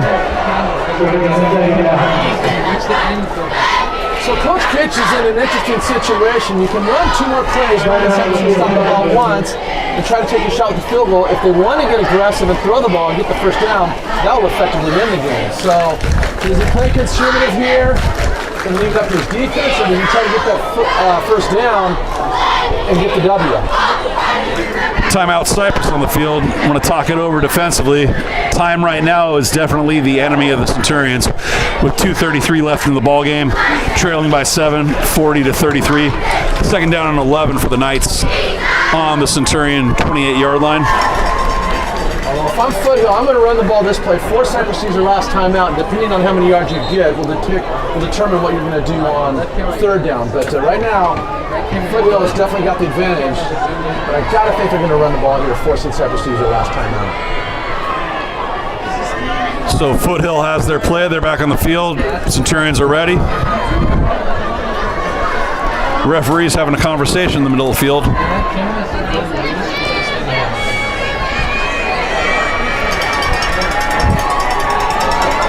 Birdie Jones under center. Single back. Handoff again. Aaron Mitchell picking up a couple yards and valuable seconds ticking off the clock. About 7 more seconds off there. 2:27 remaining in the ball game. So now this is an interesting situation. If you throw it and get the first down, that's ball game. You can run the ball, burn clock. You've got a field goal kicker. You're certainly in his range. You're already in the middle of the field. The only thing is PATs and field goals tonight have been a crap shot. So you want to put it in your kicker's hands at this stage of the game. It'll be interesting to see what the Foothill coach decides to come up with. You know, we have to give credit to Foothill's offensive line tonight, too. They've done a wonderful job of, protecting Birdie Jones while he's going to throw. Tyler Holcomb and Roberto Hernandez, Reed Fergus, Anthony Castorena. Yeah, I think done a wonderful job. Outstanding tonight, and no matter what the final score is, there's a lot to build on. Jack Reeder at center has done a good job protecting the A-gaps. So here we go. Foothill 3rd and 6. Jack Brody surveys the defense, gets under center, is ready to go. Handoff again. Oh, what a pile, and it's moving forward. Not in the right direction for the Centurions. Aaron Mitchell, that's just will, coach. He's just moving forward. And a first down for the Knights. Mathematically, they still need to get a first down, but even at this point, they're well within field goal range, and even if they weren't against the field goal, Cypress is going to have to go pretty much 90 yards with less than 30 seconds left. Foothill's in a very, very good position to finish off this ball game. 1st and 10 for the Knights on the Centurion 13-yard line. Foothill in no hurry right now. Once again, Jones surveying the defense. Double formation for the Knights, under center. Jones takes a snap. Again, the give to Aaron Mitchell. At this point, I'm probably just going to take a knee because I don't think, we know Cypress can't stop the ball, but they might have enough time to just clock it out. And unfortunately, Cypress can't stop the clock either.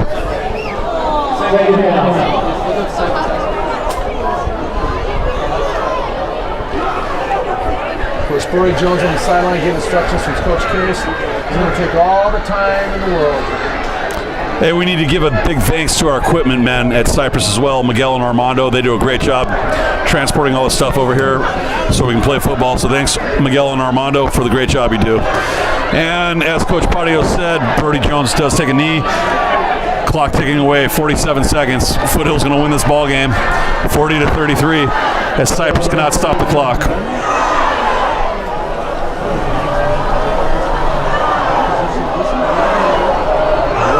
Cypress has now some kind of fumble on the exchange, but that's about 0 and none in terms of odds happening.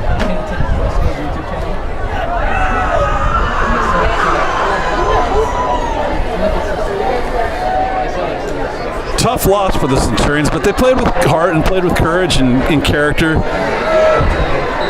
And that's going to do it. Jones taking the final knee. Foothill's going to go to 1-0 with a 40-33 victory.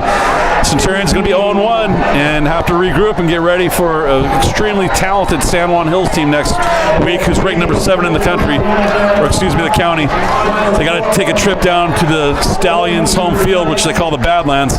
It's an impressive place to play. So, any final parting thoughts, Coach Barrios? You know, it's a great game. It's one of those things. Somebody's going to win, somebody's going to lose. I thought both teams played outstanding. And yeah, it doesn't get any easier, but I think there's a lot to build on for both teams. Cypress did a lot of great things on offense. They did a lot of great things on defense. At the end of the day, they just didn't have enough points. But there's a lot of football to go. This is only week 1. We still got 4 preseason. We got 5 league games. You got CIF. So you learn from your mistakes, build on the things you did well, and move on. We want to thank everyone for tuning in tonight. This has been Cypress Centurion Football for the first game for the 2021 season. Remember, go to Coach's Corner after the game, where the Cypress community will be there enjoying the rest of the evening. We'll see you for the next game for the Centurions. Thanks for watching, everyone. Good night. God bless. Take care.